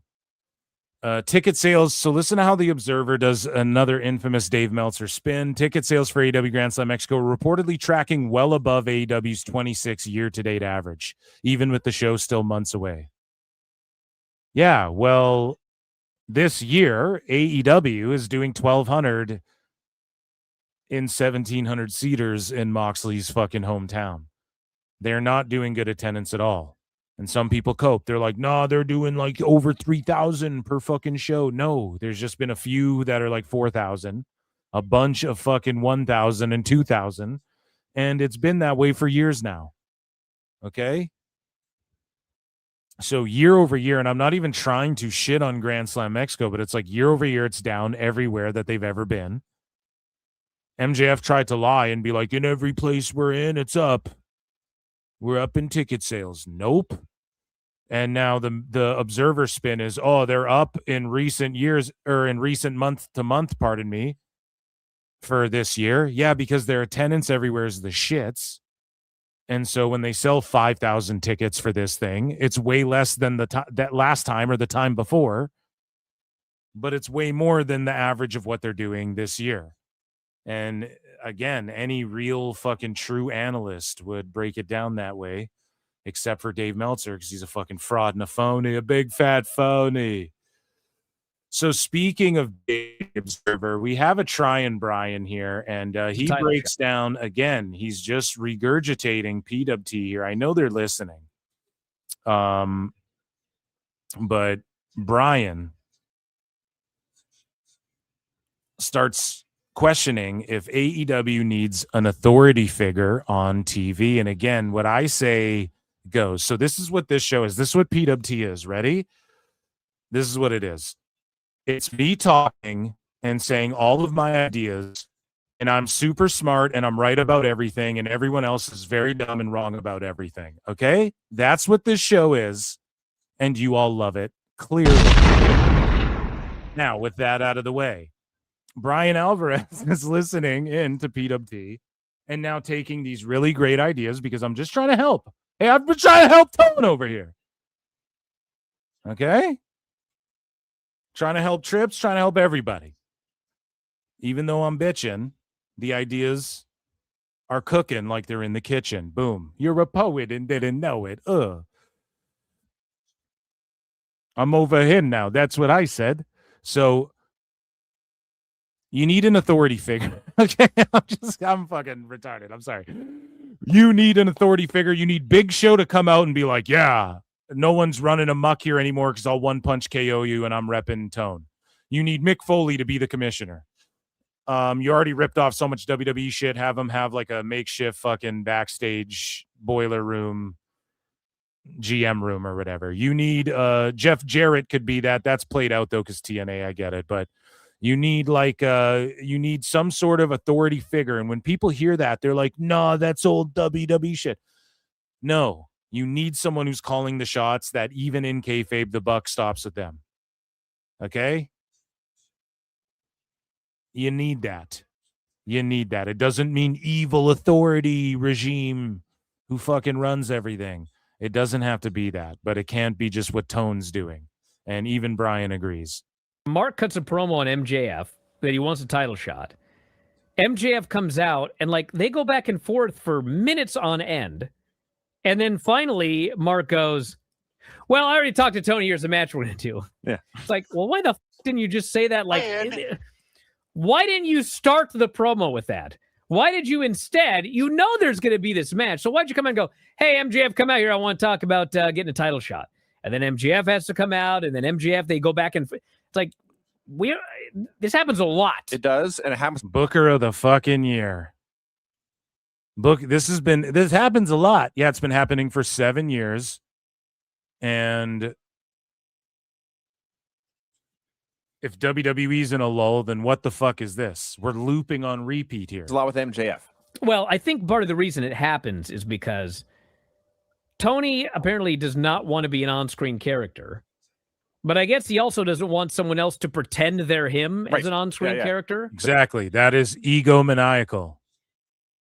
That's just as like egotistic and weird and strange as Vince McMahon letting everyone know I'm in power, pal, and walking out there and, to get a pop from the crowd when the fucking announcement of his lawsuit goes down or whatever. You guys remember when he did that? He comes out, gets a pop from like, that's just as egotistical and weird, just in a different way. That's still being in your own way and not making the right decision creatively in a different way. But people just aren't able, or the sickos at least, aren't able to like understand this or think that critically or be objective about these things to comprehend how it's just as equally weird and right. There's no figurehead authority figure. It's egotistical. It is. He doesn't want anyone to do it, but he doesn't want to do it. But he just wants to make Instagram videos pretending that things that should be happening on the show involving him in his office, but he doesn't have them happen on the show. But he wants, it's fucked up and weird. And it would help the company if Tone did those videos in little chunks of him making or whatever, or showed Moxley storming into his office and demanding a fucking match. And if he doesn't want to do it, then you book someone else to do it. Put McFoley in there and have him be the fucking GM or whatever. What would make sense is if, like, Mark challenged MJF. MJF comes out and says, that ain't going to happen. You're not qualified for blah, blah, blah. And then the authority figure comes out and says, you know what, Max? It doesn't matter. I've signed this match, and you announced the match. Yeah, and Tone wants to come out, like, after the fucking events and be like, oh, was that great? Everybody chant pay-per-view.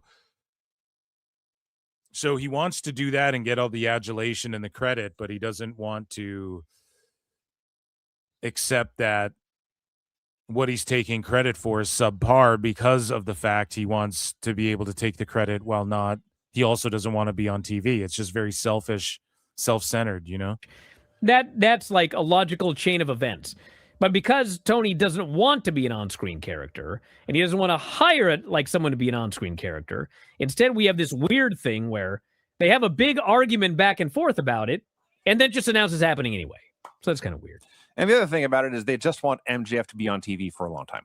Sure. So there's a lot of his segments. Why don't they have Foley be Tony Khan? Holy fuck. Well, how about I already said that. Come on now, Eric. Weeks ago. And now you're biting my shit because you guys are fucking hacks. Brian. Right? And it's like, no shit. Why didn't they do it with Big Show all that time ago? The fuck are we doing?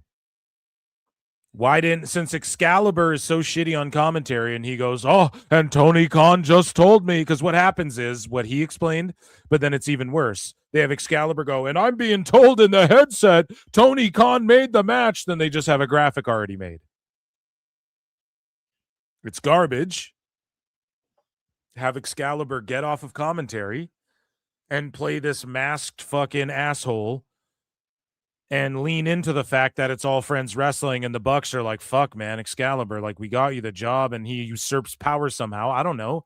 Again, I'm shake it up a bit and have Excalibur be this asshole fucking authority figure somehow that nobody really likes, but he schmoozes up to Tone, and you lean into the fact that everybody already thinks that if you schmooze up to Tone the right way, you fucking, like, it's stupid, man. It's so fucking dumb that they haven't done anything like this. There's so many characters they could have done this with already. Even William Regal could have become the GM of Dynamite.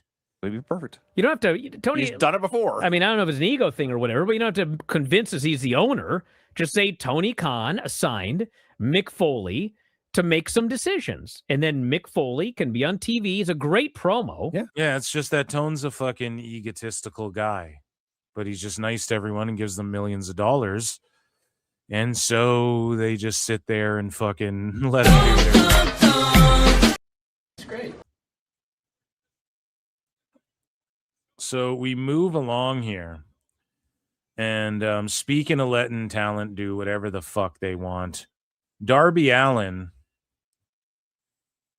flipped off of, he did like a rope swing in Moab,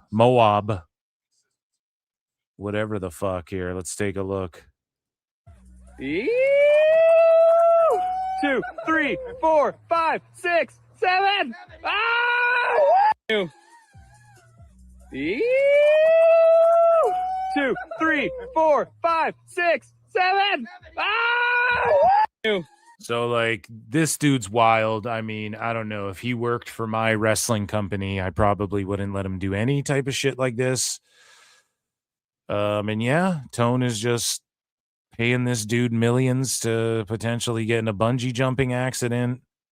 I don't know if that's the smartest investment, but it is what it is. Here is Darby Allin making out with Bam Margera at a wrestling show.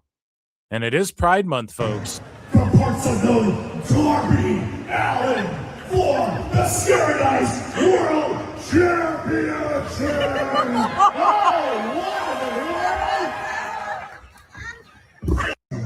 From parts unknown, Darby Let's see that one more time. Allin for the Paradise World Championship.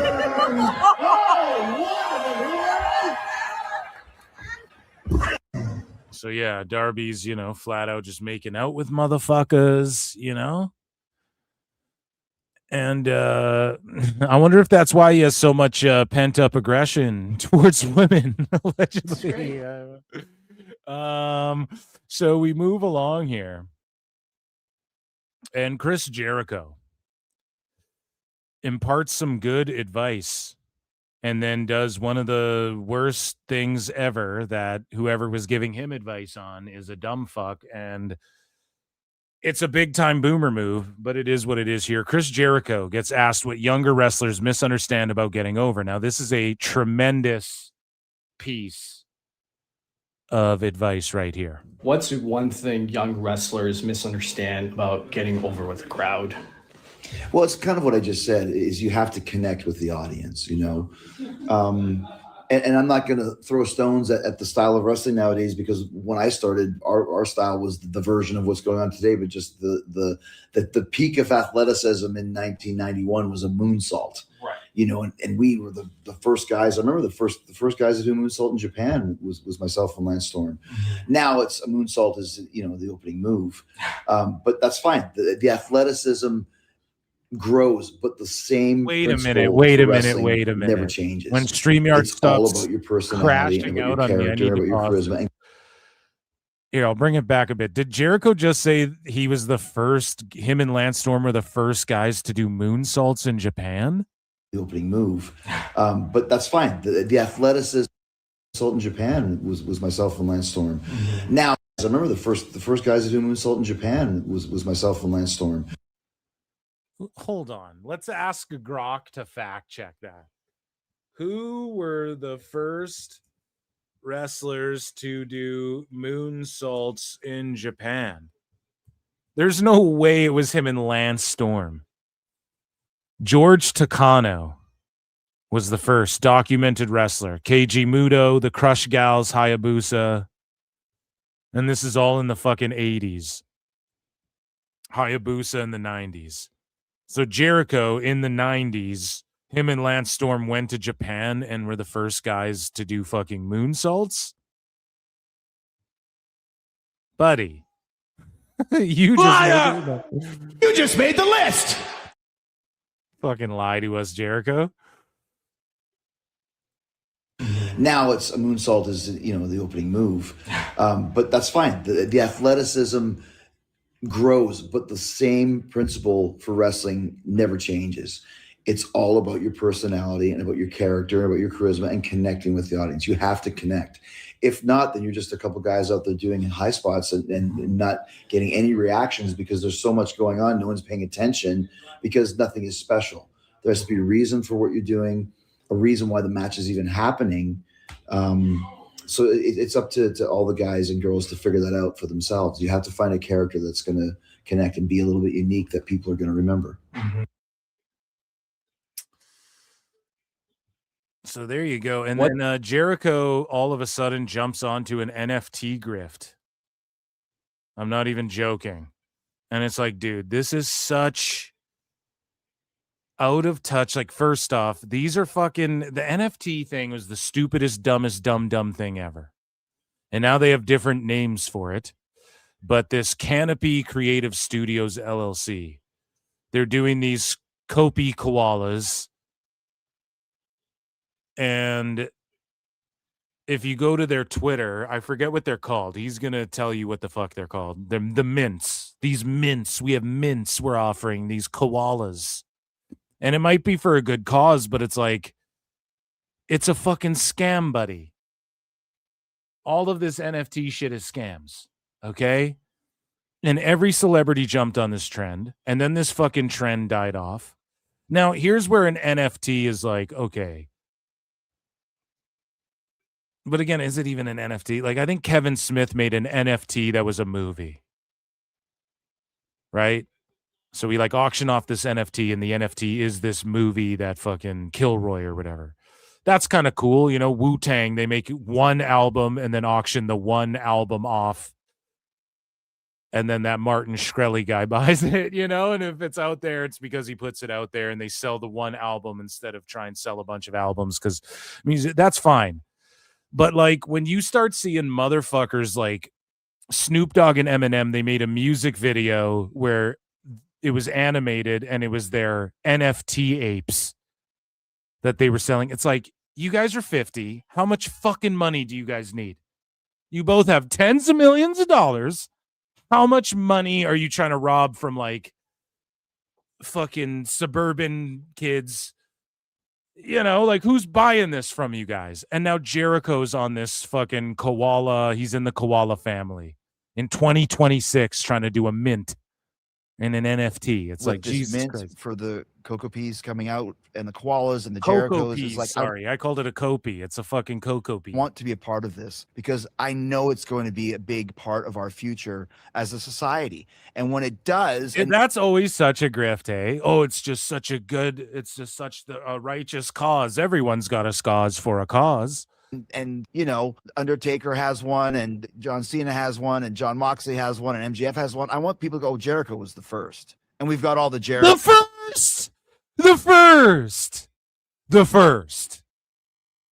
Whoa. So we don't really want these other guys. Maybe John Cena won't do one of those because he's not a fucking dumbass.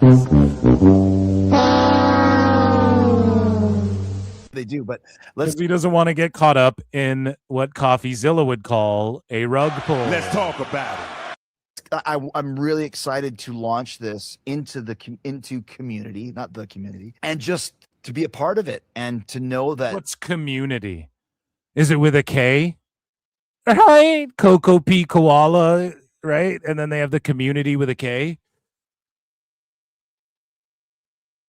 It's called community, not the community, but like community. You know, this thing we're marketing right now together. Go fuck yourself. Like I'm doing this for the right reasons, which is to be involved in something exciting. It's for the right reasons that I invest in this fucking digital thing where people just put a bunch of money in and then they do a rug pull and then I make a bunch of money that I'm not liable for fucking paying back to anybody. And I can pull a Logan Paul allegedly and fucking you know, steal $2 million allegedly is what they say on the internet. In real life, this is the digital world, like Digimon, and still sell Pokemon cards for $16 million and stuff and not have to pay anyone back. Allegedly. Right? Forward thinking, and completely layman's terms, it's just really fucking cool. Like I really feel that, and I want to be a part of it, and I'm really excited about it. It's forward thinking. What are you gonna invest in GameStop next there, buddy? Dummy. Yeah. About community being excited about it as well, and everyone getting involved in it and having some fun with this mint for the so I don't know, dude. That, ladies and gentlemen, was AEW news. What a fun one tonight. Nothing too crazy, nothing too in-depth, but just some good old fun AEW news. Of course, the best guys, Tony Khan.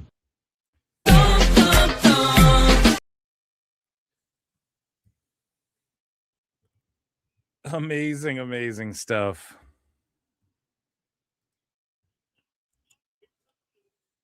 We do have some WWE news, quite a bit to get into here with WWE news today. I am watching AAA.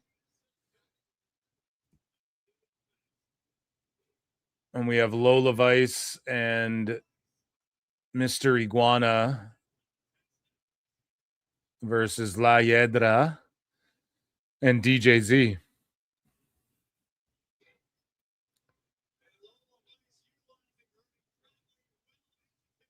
And they're doing work, man. Let's go.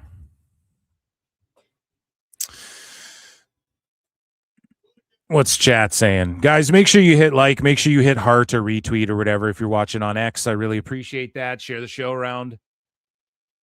And come say what's up. And make sure you become a member for 99 cents or gift a membership, or you can super chat in if you want to support. Check out patreon.com/ProWrestleTimes. Those are my plugs. That guy interviewing Jericho has a cuck hairline and beard. Cuck with a K. Okay. Jinping says ni hao.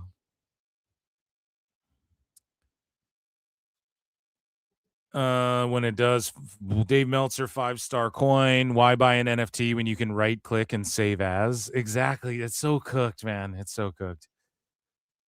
Pro Wrestle Grok. Anyone know what Big Show does for AEW? Nothing. Just get paid. They had Big Show for the GM of ROH 2 years ago for 3 weeks. Then Tony dropped it. Exactly. Spurs leading by 12. Okay, guys. So let's get into some WWE news.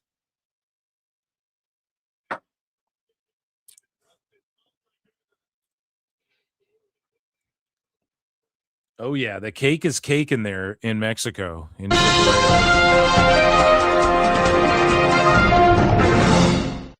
WWE news time.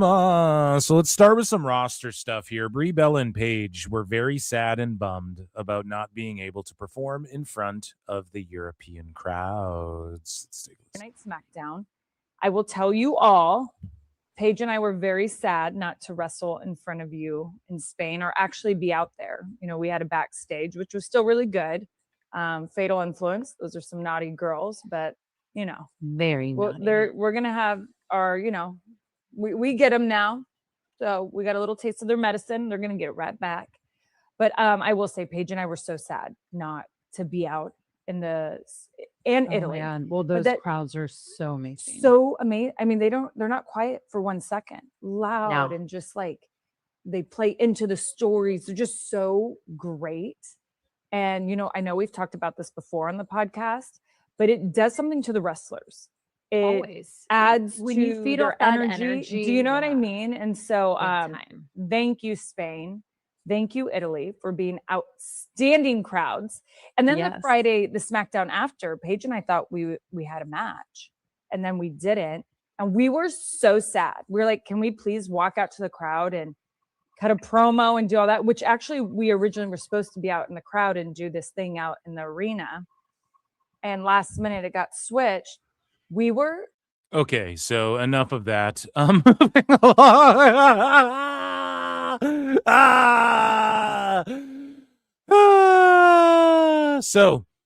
Several WWE stars have reportedly expressed interest in attending UFC Freedom 250 at the White House on June 14. In addition, several backstage WWE personnel are expected to be present throughout the weekend as well. And good, man. It's like a celebration of your country and stuff like that in America. I mean, this isn't something, you know, it doesn't mean you support what the fucking White House or the current administration is doing, or you're like backing up anyone because you take part in this. I mean, it's, you know, it's USA, dude. Go and fucking show up and show out. And no matter who the president is, it's like an honor if they take interest in whatever, like, you know, meeting the president. It's like a time-honored tradition for like the Super Bowl champions to go and meet the president and stuff like that. So whatever, you know. And Dana White said himself, as much as this may be political and he's buddies with Donald Trump for reasons that go beyond like maybe even what Dana White's true politics even are, Because let's face it, they're friends from like business shit in the past where Trump's had his back when UFC might have been fledgling and struggling to find venues and stuff like that back in the day. So it goes a little deeper than I think, like whatever, he's just going to have his back regardless what this motherfucker's doing.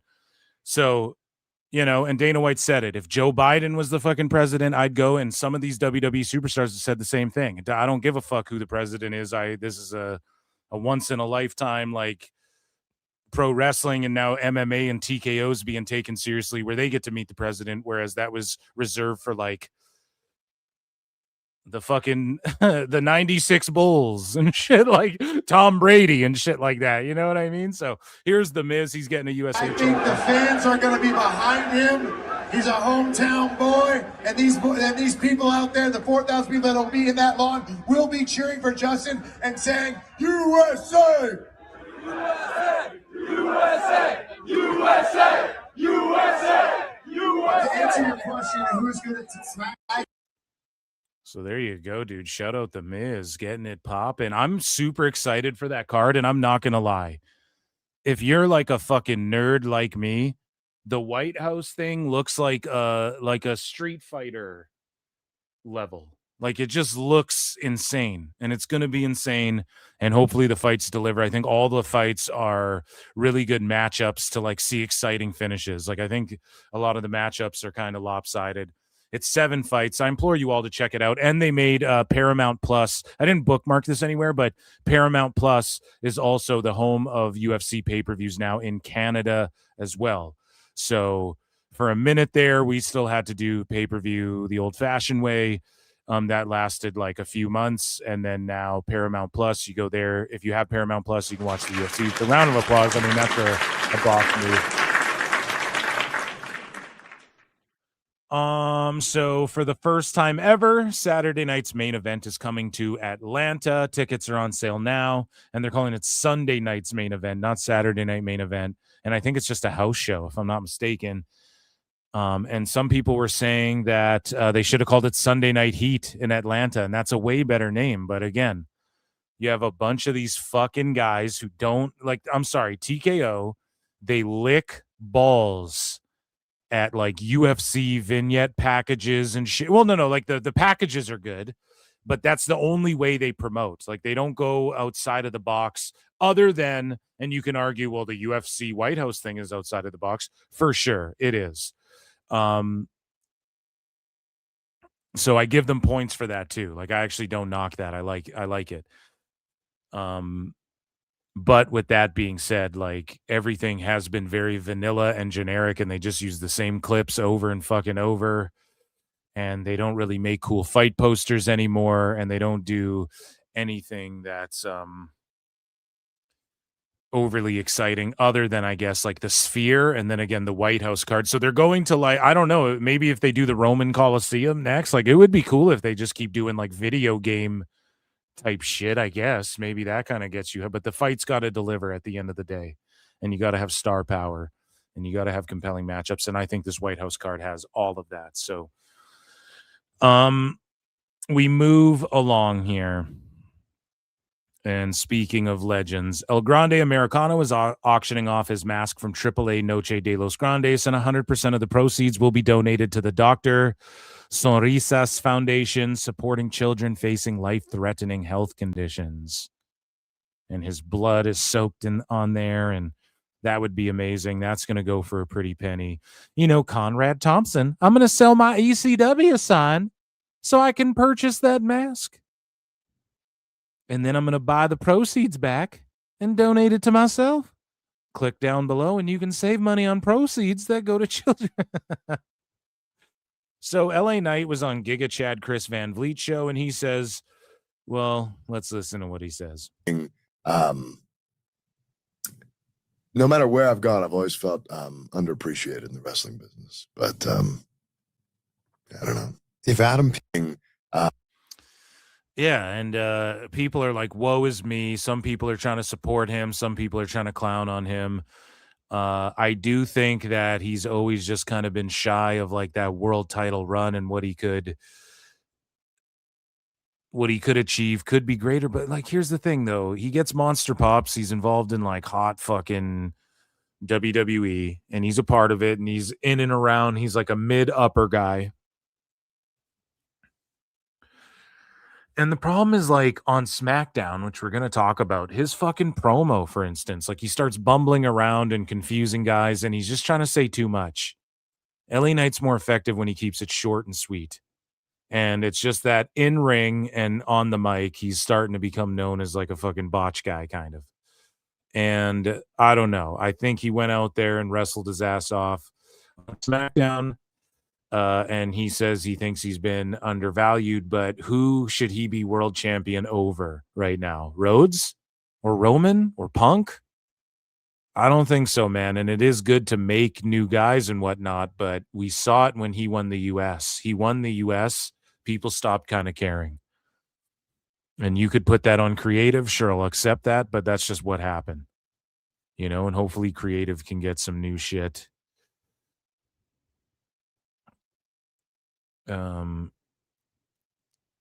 So we move along. Speaking of creative,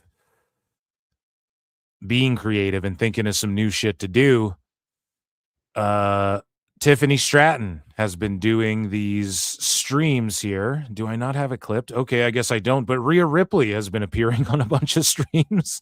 Quick transition. And Tawny Sheehan. So Tiffany Stratton was playing basketball with Javon Evans at a trampoline park or something. So I don't have a bookmark. Fuck it. Tawny Sheehan, pro bikini world champion, takes a riptide from Rhea Ripley inside the ring. Let's take a look. And Ripley's been doing all these side missions with a few different streamers now. I'm so scared. Rhea, what are we doing? Hopefully not dying. We're going to do a riptide today. We'll see how this goes. I don't even know how to explain it. Yeah. I don't take this move, so I don't know.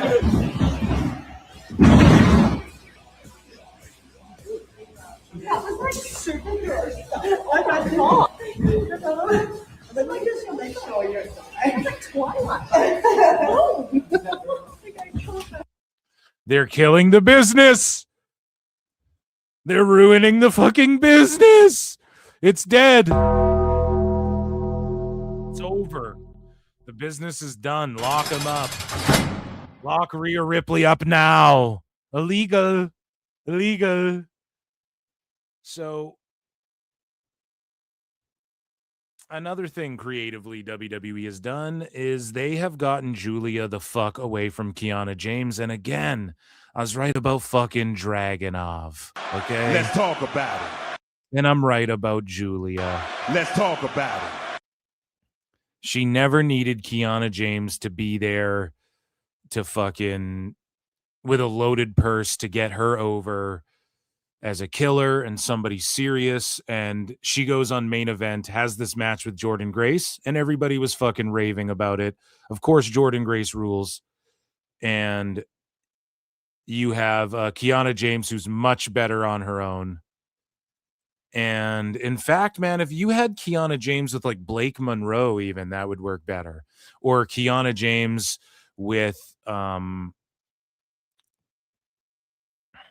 Tiffy and Chelsea and Blake. That could be a whole faction right there of like mean girls, but like bossed up mean girls, Barbie / business mean girls or whatever, however you want to put it. That could totally work that way as well. Okay. I just think this is better. And I want to give points to WWE as well. On SmackDown, they sort of fixed something. And I don't know if this is a retcon or if this was their plan from the beginning, but Blake Monroe each week is writing in her diary, and she's writing about a new female she's going after. So this week she wrote about Charlotte Flair and Alexa Bliss, and she's like, I'm coming for you guys, and I don't need friends, and blah, blah, blah. So the first one, now it is dumb that it's like Blake Monroe coming soon. We've already seen her on fucking TV backstage. It's like, all right, they're doing the Eva Marie here. But so she targeted Tiffy, and then everyone's like, fuck, man, are we really going to pair them up right away? I don't know if that's the way to go. And then this week she wrote about Charlotte Flair and Alexa Bliss, so that's good stuff. But again, Phil Marks of PWT, I told you guys so again. All right, where's my fucking drop? just in from Phil Marks of PWT. He says, I told you so. Get Julia the fuck away from Kiana James and it'll start clicking. And they were chanting, this is awesome. And they had a fucking banger. And everyone's like, oh, what a match. Why isn't this on SmackDown? People, like, even fucking marks, sickos and wackos. It's about the wrestling, man. I saw this one account where I couldn't believe it. I forget which one, but they were like, it was under 8-minute match. Like, it was a stopwatch mark, under 8-minute match, but it was great and shit. I was like, holy fuck, that's cool. Maybe I should have bookmarked it, but of course, we just make fun of sickos and wackos. We don't talk about them positively. No, I'm joking. So, in other like WWE news, because I want to clear things out before we get to some of the main stories here, and we're talking about SmackDown. I guess we'll just stick on the topic of SmackDown for now. Rhea Ripley, they announced on SmackDown that she suffered a knee injury in Italy last week and is currently being evaluated, so she might have to vacate that shit. And then maybe the Queen of the Ring finalists just fight for that shit, or maybe she's okay and they just give her a month. I mean, a bunch of people go like months without defending titles, so hopefully Rhea's okay. And she's there like fucking power bombing bikini models, so maybe they're kayfabing us.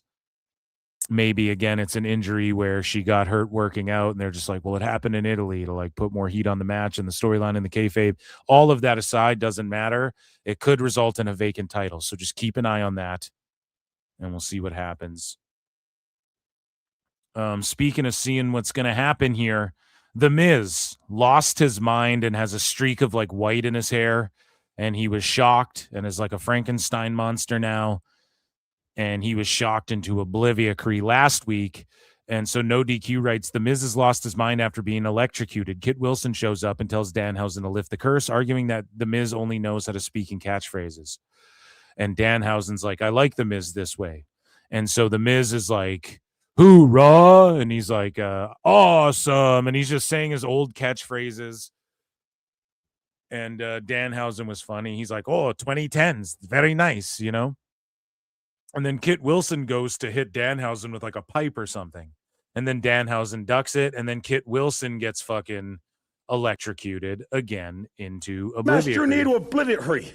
And now maybe Kit Wilson starts saying dumb shit. Who knows? Now this is over the top, very childish, very nice, very evil, but very like comedy, whatever. But it pops me. These guys deliver. Again, I like a little comedy in my wrestling too. It's a little much, though. If there's people who are like, this is fucking stupid and it makes them want to turn SmackDown off, I totally am not invalidating that either. I'm not sitting there going, I'm right, you're wrong. Like, to me, I'm good with it. When R-Truth then walks up and he starts being funny too, I go, okay, we're getting a little fucking silly now. They need to balance the silliness out a little bit. But R-Truth, again, he's just kind of misunderstanding like the Judgment Day stuff, and people will say things and he misunderstands or he messes he conflates who people are and stuff like that, you know, messes names up and stuff like that. So it is what it is. It's kind of funny. But once you see this, it's so over the top. The R-Truth stuff is like, okay, come on, let's get some fucking serious, you know, some serious wrestling in this motherfucker. And then the show's mostly women and stuff like that, which isn't entirely a problem.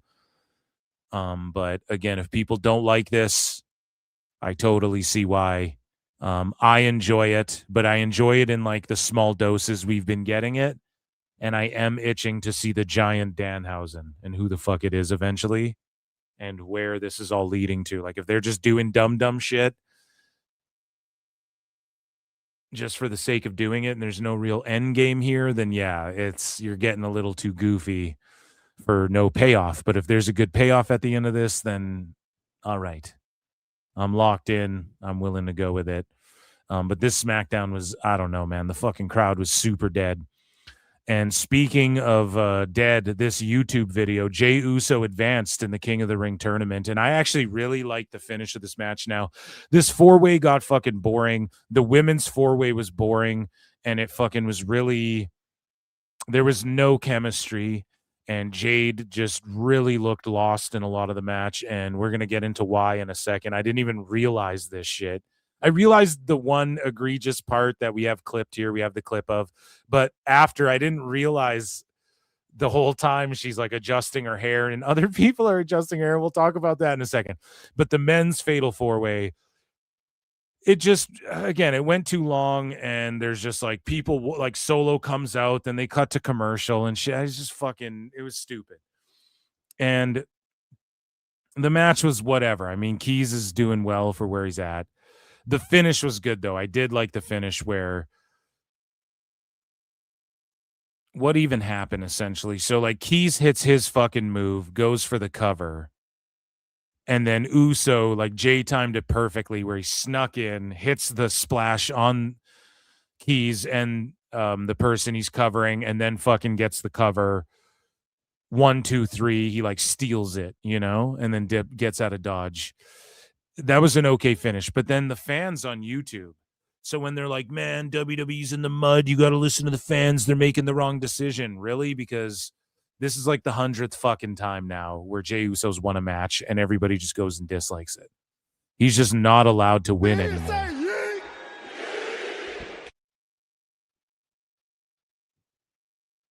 Like, that's all it is. He's not allowed to win a match or else people go and cry about it. And that's fucking fine. You know? But am I super pumped on him advancing? No, but I don't even really like this King of the Ring tournament at all, or Queen of the Ring at all. I think it's super fucking beyond mid. So pretty shitty, I guess, is what that means. No, it's mid. It's like they're delivering on matches. It's the King of the Ring. Like, they're delivering as far as, like, they're establishing pecking order and stuff like that in some of these things. I get why they did the 4-ways because they don't want to just pin everyone, but it's like you got to fucking pin people. It's fucking wrestling. PWT 2K26 universe mode. People get pinned. Okay? And it's going to be Hulk Hogan versus Stone Cold at WWF WrestleMania 1 on twitch.tv/ProWrestleTimes. And I will be announcing the European Championship tournament. We have 16 competitors, the A block and the B block, going down soon. And it's also, I re-upload the videos over on YouTube. So youtube.com/@ProWrestleTimes if you guys want to watch some of my gaming 2K26 mode. But anyways, I digress. Let's move along. And then what else happened on SmackDown here? This was like the real takeaway. Was Jade's fucking wig kept falling off and it was distracting her. And this match was slop shop because of it. Honestly, this match sucked. And it was so fucking boring. You know, the women's tag, Paige and Brie, are doing fucking great work. You know what I like? Paige and Brie's tag title run. I think they've been fucking awesome together. Anyway. Did you notice Jade Cargill's wig came off on SmackDown? During the Queen of the Ring qualifying match, Charlotte Flair went for a superplex on Jade Cargill. However, when they crashed to the mat, Charlotte's leg accidentally got caught on Jade's wig and pulled it right off. Thankfully, Jade quickly fixed it, kept her composure, and carried on with the match like nothing happened. What do you guys think? But if you watch the match, the whole thing was pretty slop shop. Now, this is funny that her wig fell off. Did you notice Jade Cargill's wig came off on SmackDown? But to me, it looks like Charlotte ripped it off. During the Queen of the Ring qualifying match, Charlotte Flair went for a... Gotta blame Charlotte. Like, she ripped it off. I don't know if, you know, old girl had that fucking glue in there or... I don't know if that shit was sewn in, but Charlotte rips that Flair shit went off. for a superplex on Jade Cargill. However, when they crashed to the mat, Charlotte's leg accidentally got caught on So Jade. that sucks. She's like trying to wrestle. It's a fatal 4-way. It's already dumb because it's a 4-way and you got to remember all this stupid shit. She's already green. Now she's fumbling with her wig. Wig and pulled it right off. Now, this isn't me shitting on Jade. I'm saying this is unfortunate for her because she's been stepping it up lately. Thankfully, Jade quickly fixed it, kept... And then I don't even think Jade got the win. Who got the win in this again? I totally fucking forget who even won this match. Who the fuck won this match? God damn it. Chat will tell me. I'm pooping it out of my mind here. Flair. Thank you. Yeah. Thank you. And again, she kind of, she got the pin on Lyra, didn't she? So Lyra's just in there to eat the pin. Motherfuck, dude. So yeah, I mean, whatever. SmackDown's in a lull. You want to say something's in a lull? SmackDown for sure. Okay. Now we have some controversies to get into. I guess not everything's controversial, but John Cena was asked if he would return to the ring, and John Cena says it would be financial suicide if someone tried to court him for another wrestling match. And it's funny because you see a bunch of tardy dumb fucks online. Well, that's not what he said months ago when he fucking... Months ago, You are a naive, brainless, pathetic, idiotic, clueless, dumbass Mark. And it's like, okay, that's fine that he said that months ago, but now he's had months off and he might not want to ever wrestle again. Did you ever think about that? And he's just saying, like, if anybody wanted to court him for a match, including WWE, it would cost more money than you're probably willing to pay him for one night of work. And John Cena, with some sensibility here, he fears that bots could hijack fan voting for the John Cena Classic. And you know it will. And you know sickos will take great pride in, like, fucking with it. It's just a bad idea all around to have fans vote in anything, unless it's the PWT poll. You guys voted in the poll here. Are you watching AEW Collision Summer Blockbuster? And overwhelmingly, 88% of you all said no, 13% said yes. So there you go. I'm sure more of you were watching AAA.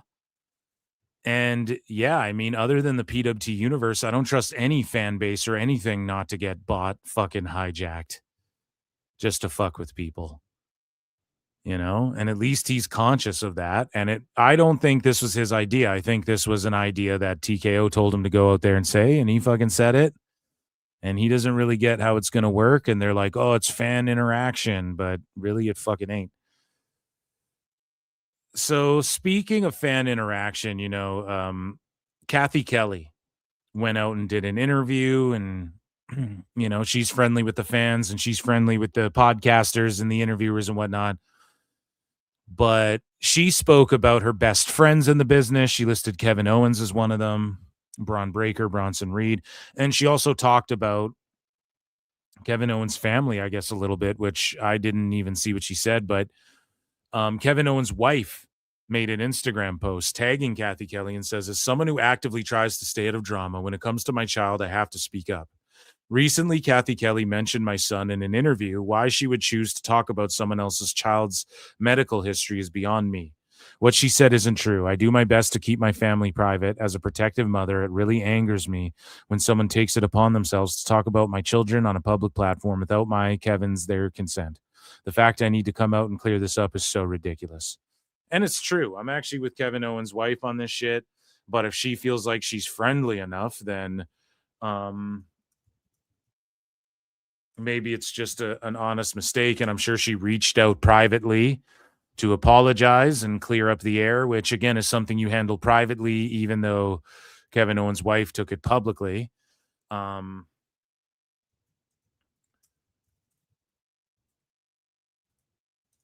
actually just trying to pull up her quote here. I really want to know.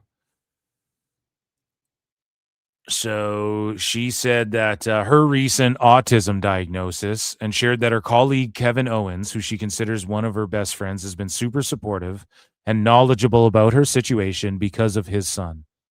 So his son's autistic.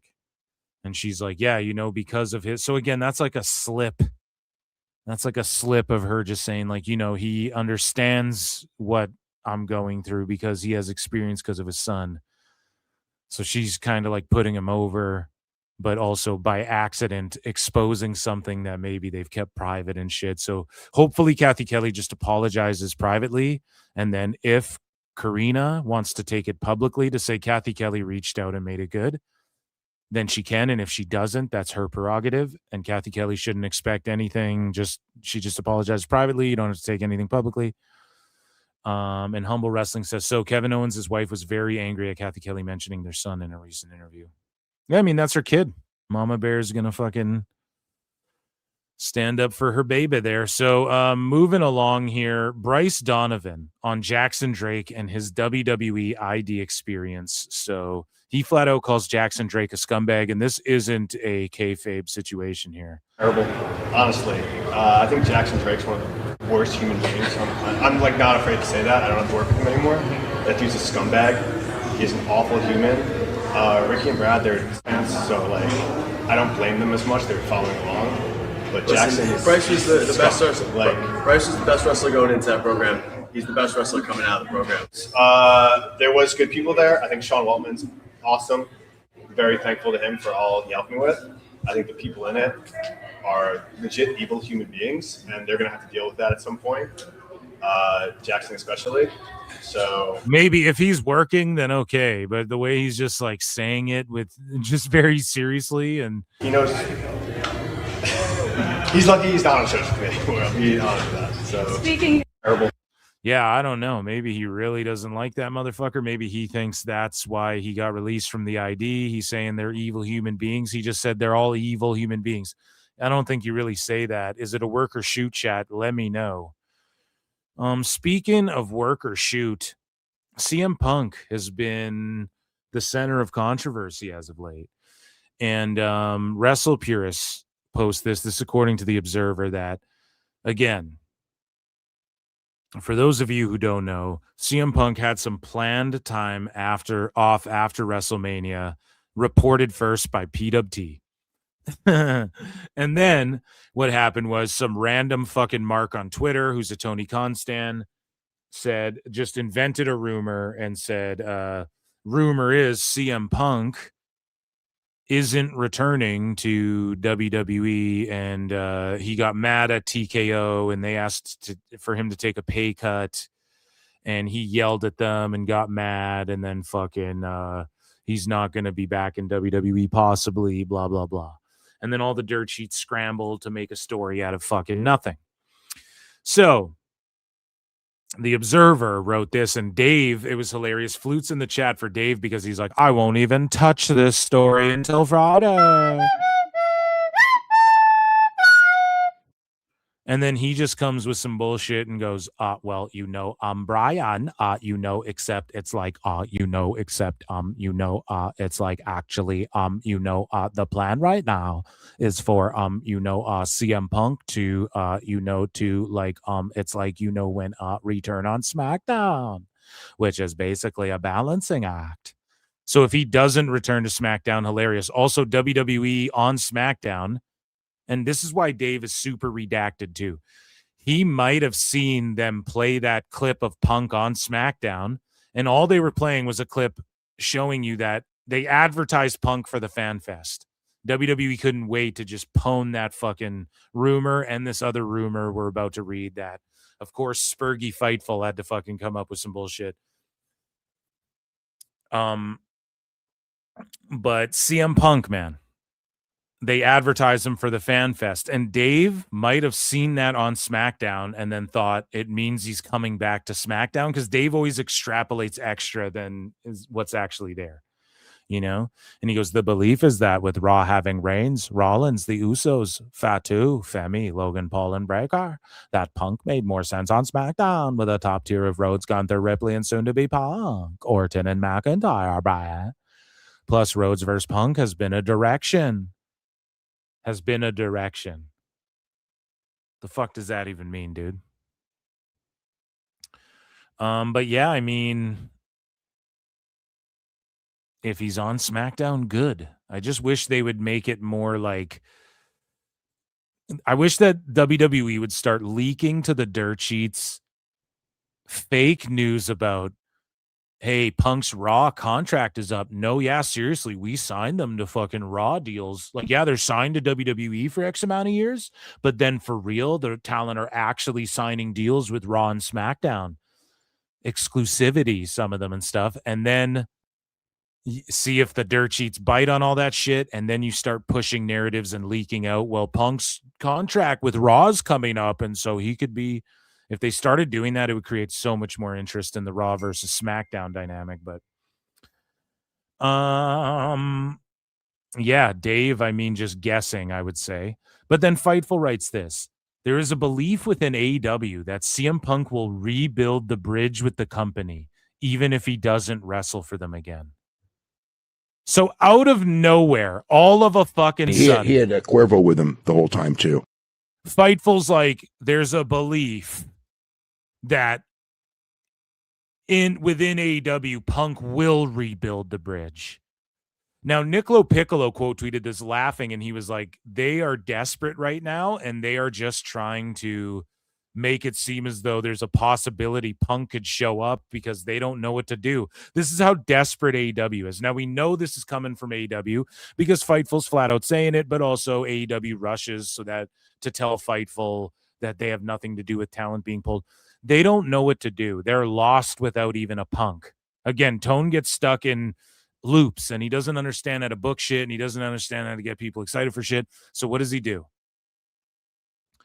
Battle Royals, Casino Gauntlet, fucking $500,000 match, Anarchy in the Arena. We just saw one on Collision, even though they just did one at Double or Nothing. It's the same shit over and over again. So Punk got him $1 billion, or Zaslav called him $1 bill Phil. He didn't get him $1 billion, pardon me. Called him $1 bill Phil, and Punk got them a show called Collision, etc. And so Tony and them are looping. No, he'll leak it out there. He'll build a relationship, and they're like depending on Punk to draw for them again because this TV deal's gone. Sources said never say never when asked if Punk has burned his bridge with AEW. So what's going to happen? Punk is going to leave WWE to go back to AEW? Is that what all of a sudden now Fightful or anyone's insinuating?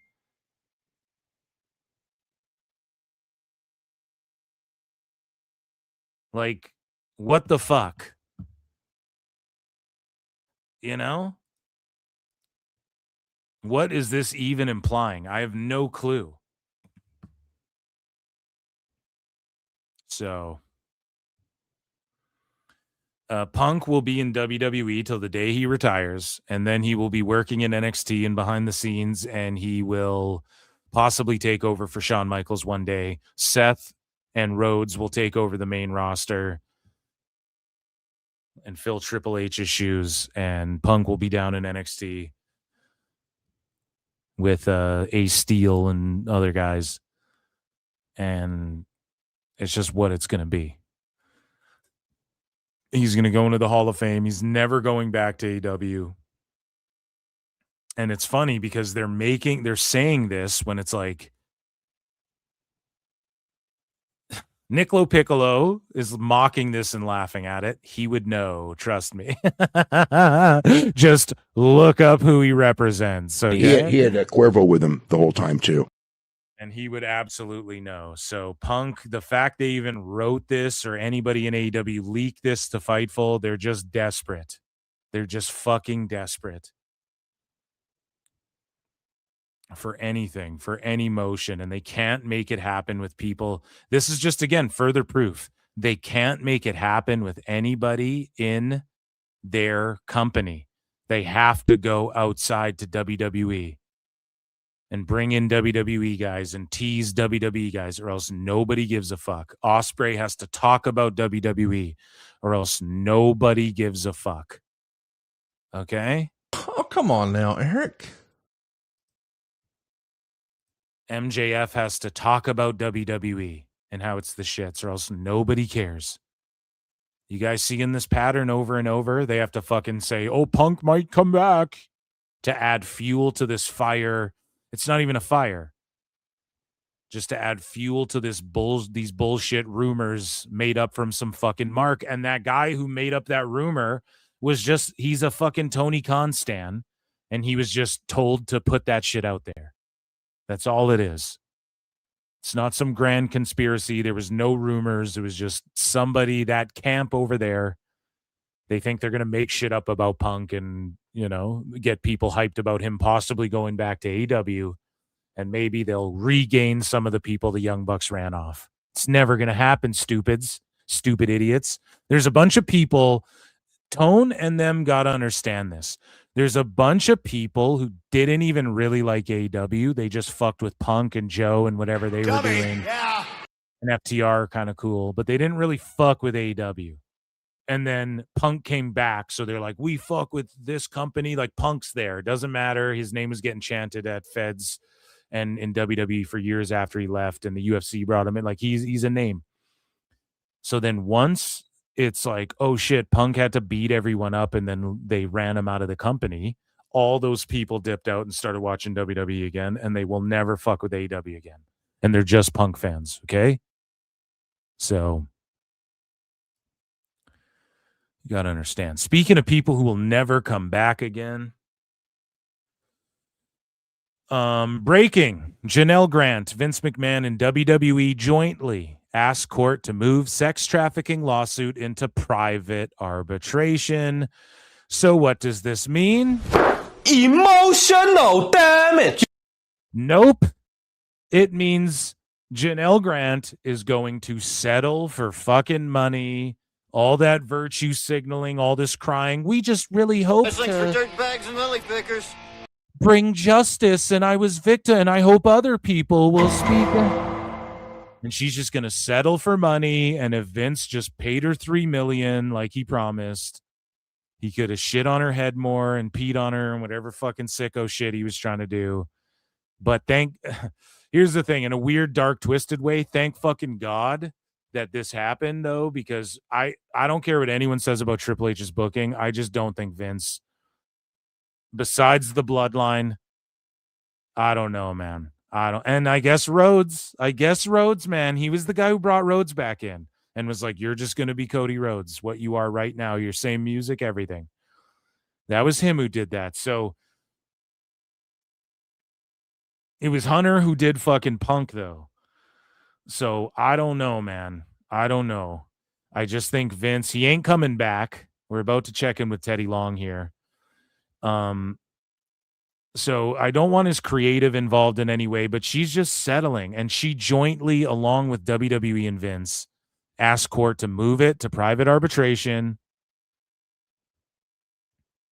Right? And they're just going to all settle, and everything's just going to get settled.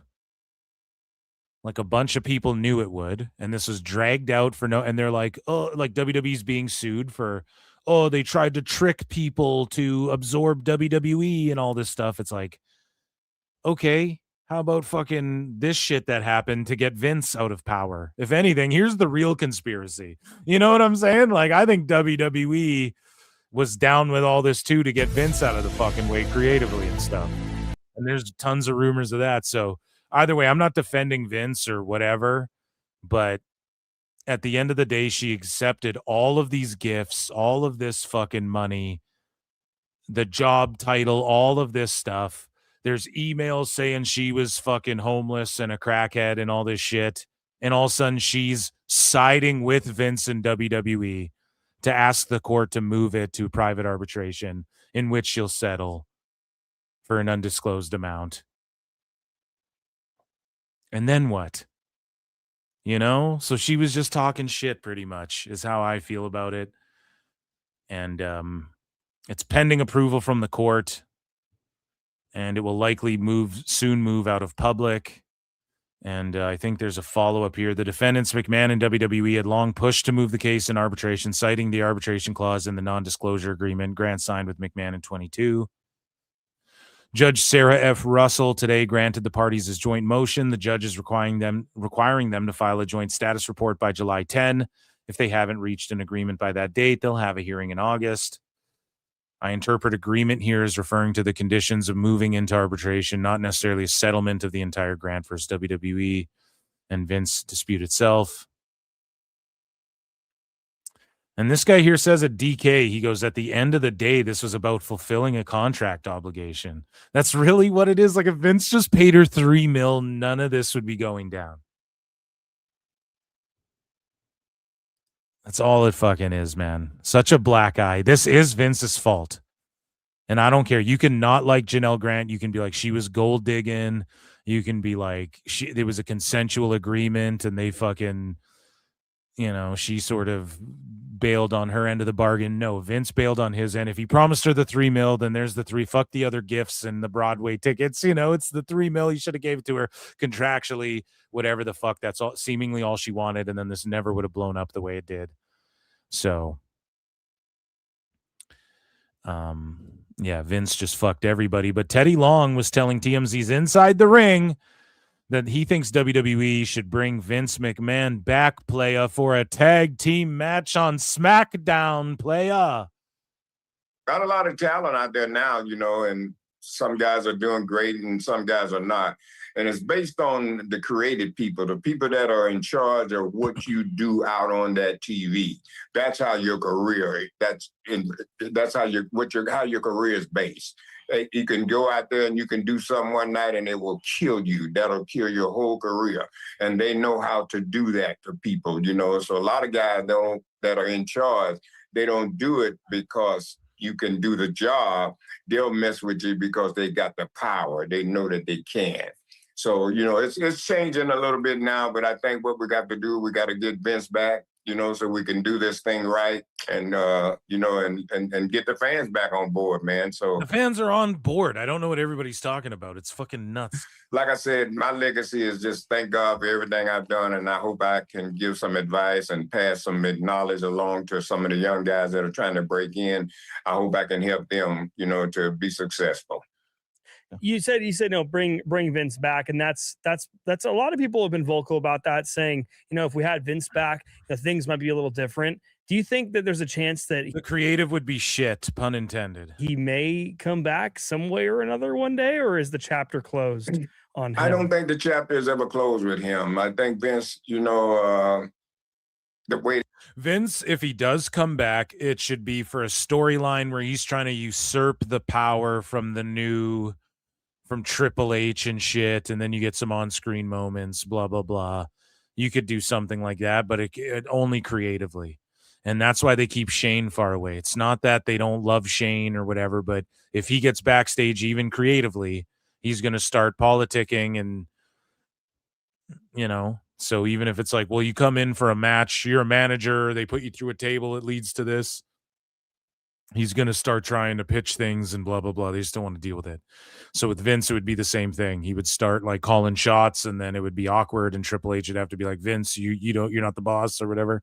You're not the boss of me now. You're not the boss of me now. Yeah, like I said, I don't know what happened or any of that stuff, but, to me, and by knowing him, this was his life. He loved this. This was his life. I had a chance to ride on the plane with him, and one night I was on the plane, and as soon as we took off, he talked about wrestling until we landed. Wow. So so he loves this. This is his life, and Vince was one of the boys, and one thing I love about the Clique is they all tell stories about how, they just were interested in the show and they'd go back to the hotel and they'd watch the fucking show and think, here's what we could do better. Here's what this guy could do. Here's what that guy could do.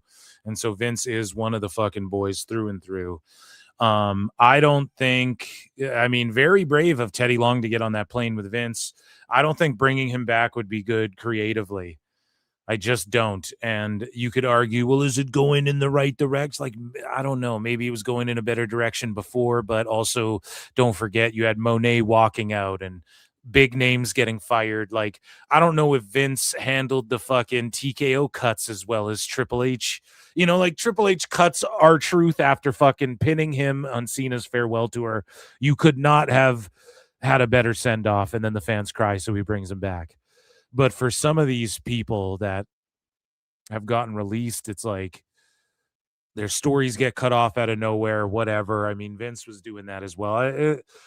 It just depends. And you could make the argument that everything that culminated at 40 was all things Vince put into motion. But I just don't like the older Vince gets, the less competent he is, and this is what it mostly is. There runs the risk of another situation happening on a fucking plane where some lady sues him for the $3 million he won't give her. You know what I'm saying? It just opens that door up to let that happen again. And also there's some heat there that goes beyond just Triple H and them. And again, it was because he's involved in sicko shit. And Vince was so vocal backstage and harsh on Triple H and a bunch of people who now run shit there about the UK scene being so riddled with sickos during the fucking speaking out movement. And Triple H really got punished for that. And then when Vince fucked up or whatever you want to say. Janelle Grant exposed him, however you want to phrase it. There was heat there because Triple H was like, what the fuck? Like, you actually are doing sicko shit. You were super harsh on me for shit I wasn't even doing. This is just people we worked with. Like, so at least that's the rumors and innuendo. And that, ladies and gentlemen, was WWE News.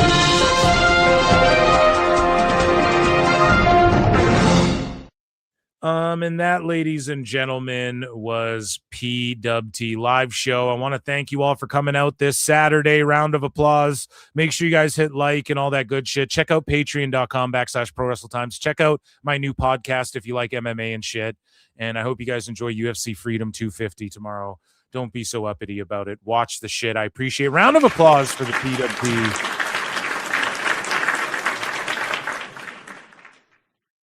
universe. New York Knicks is NBA champions. I've been Phil S. Marks. I appreciate you all. And I will see you guys for Memba Monday on Tuesday, because again, I got some shit to do on Monday. So I'll see you guys Tuesday, hopefully, if I'm feeling it, if my mouth's all fucking good and whatnot. And yeah, and then just back to normal. We're going to have a big weekend coming up too, the 27th and 28th. I appreciate you all. You're all goated. Go get some rest. Peace.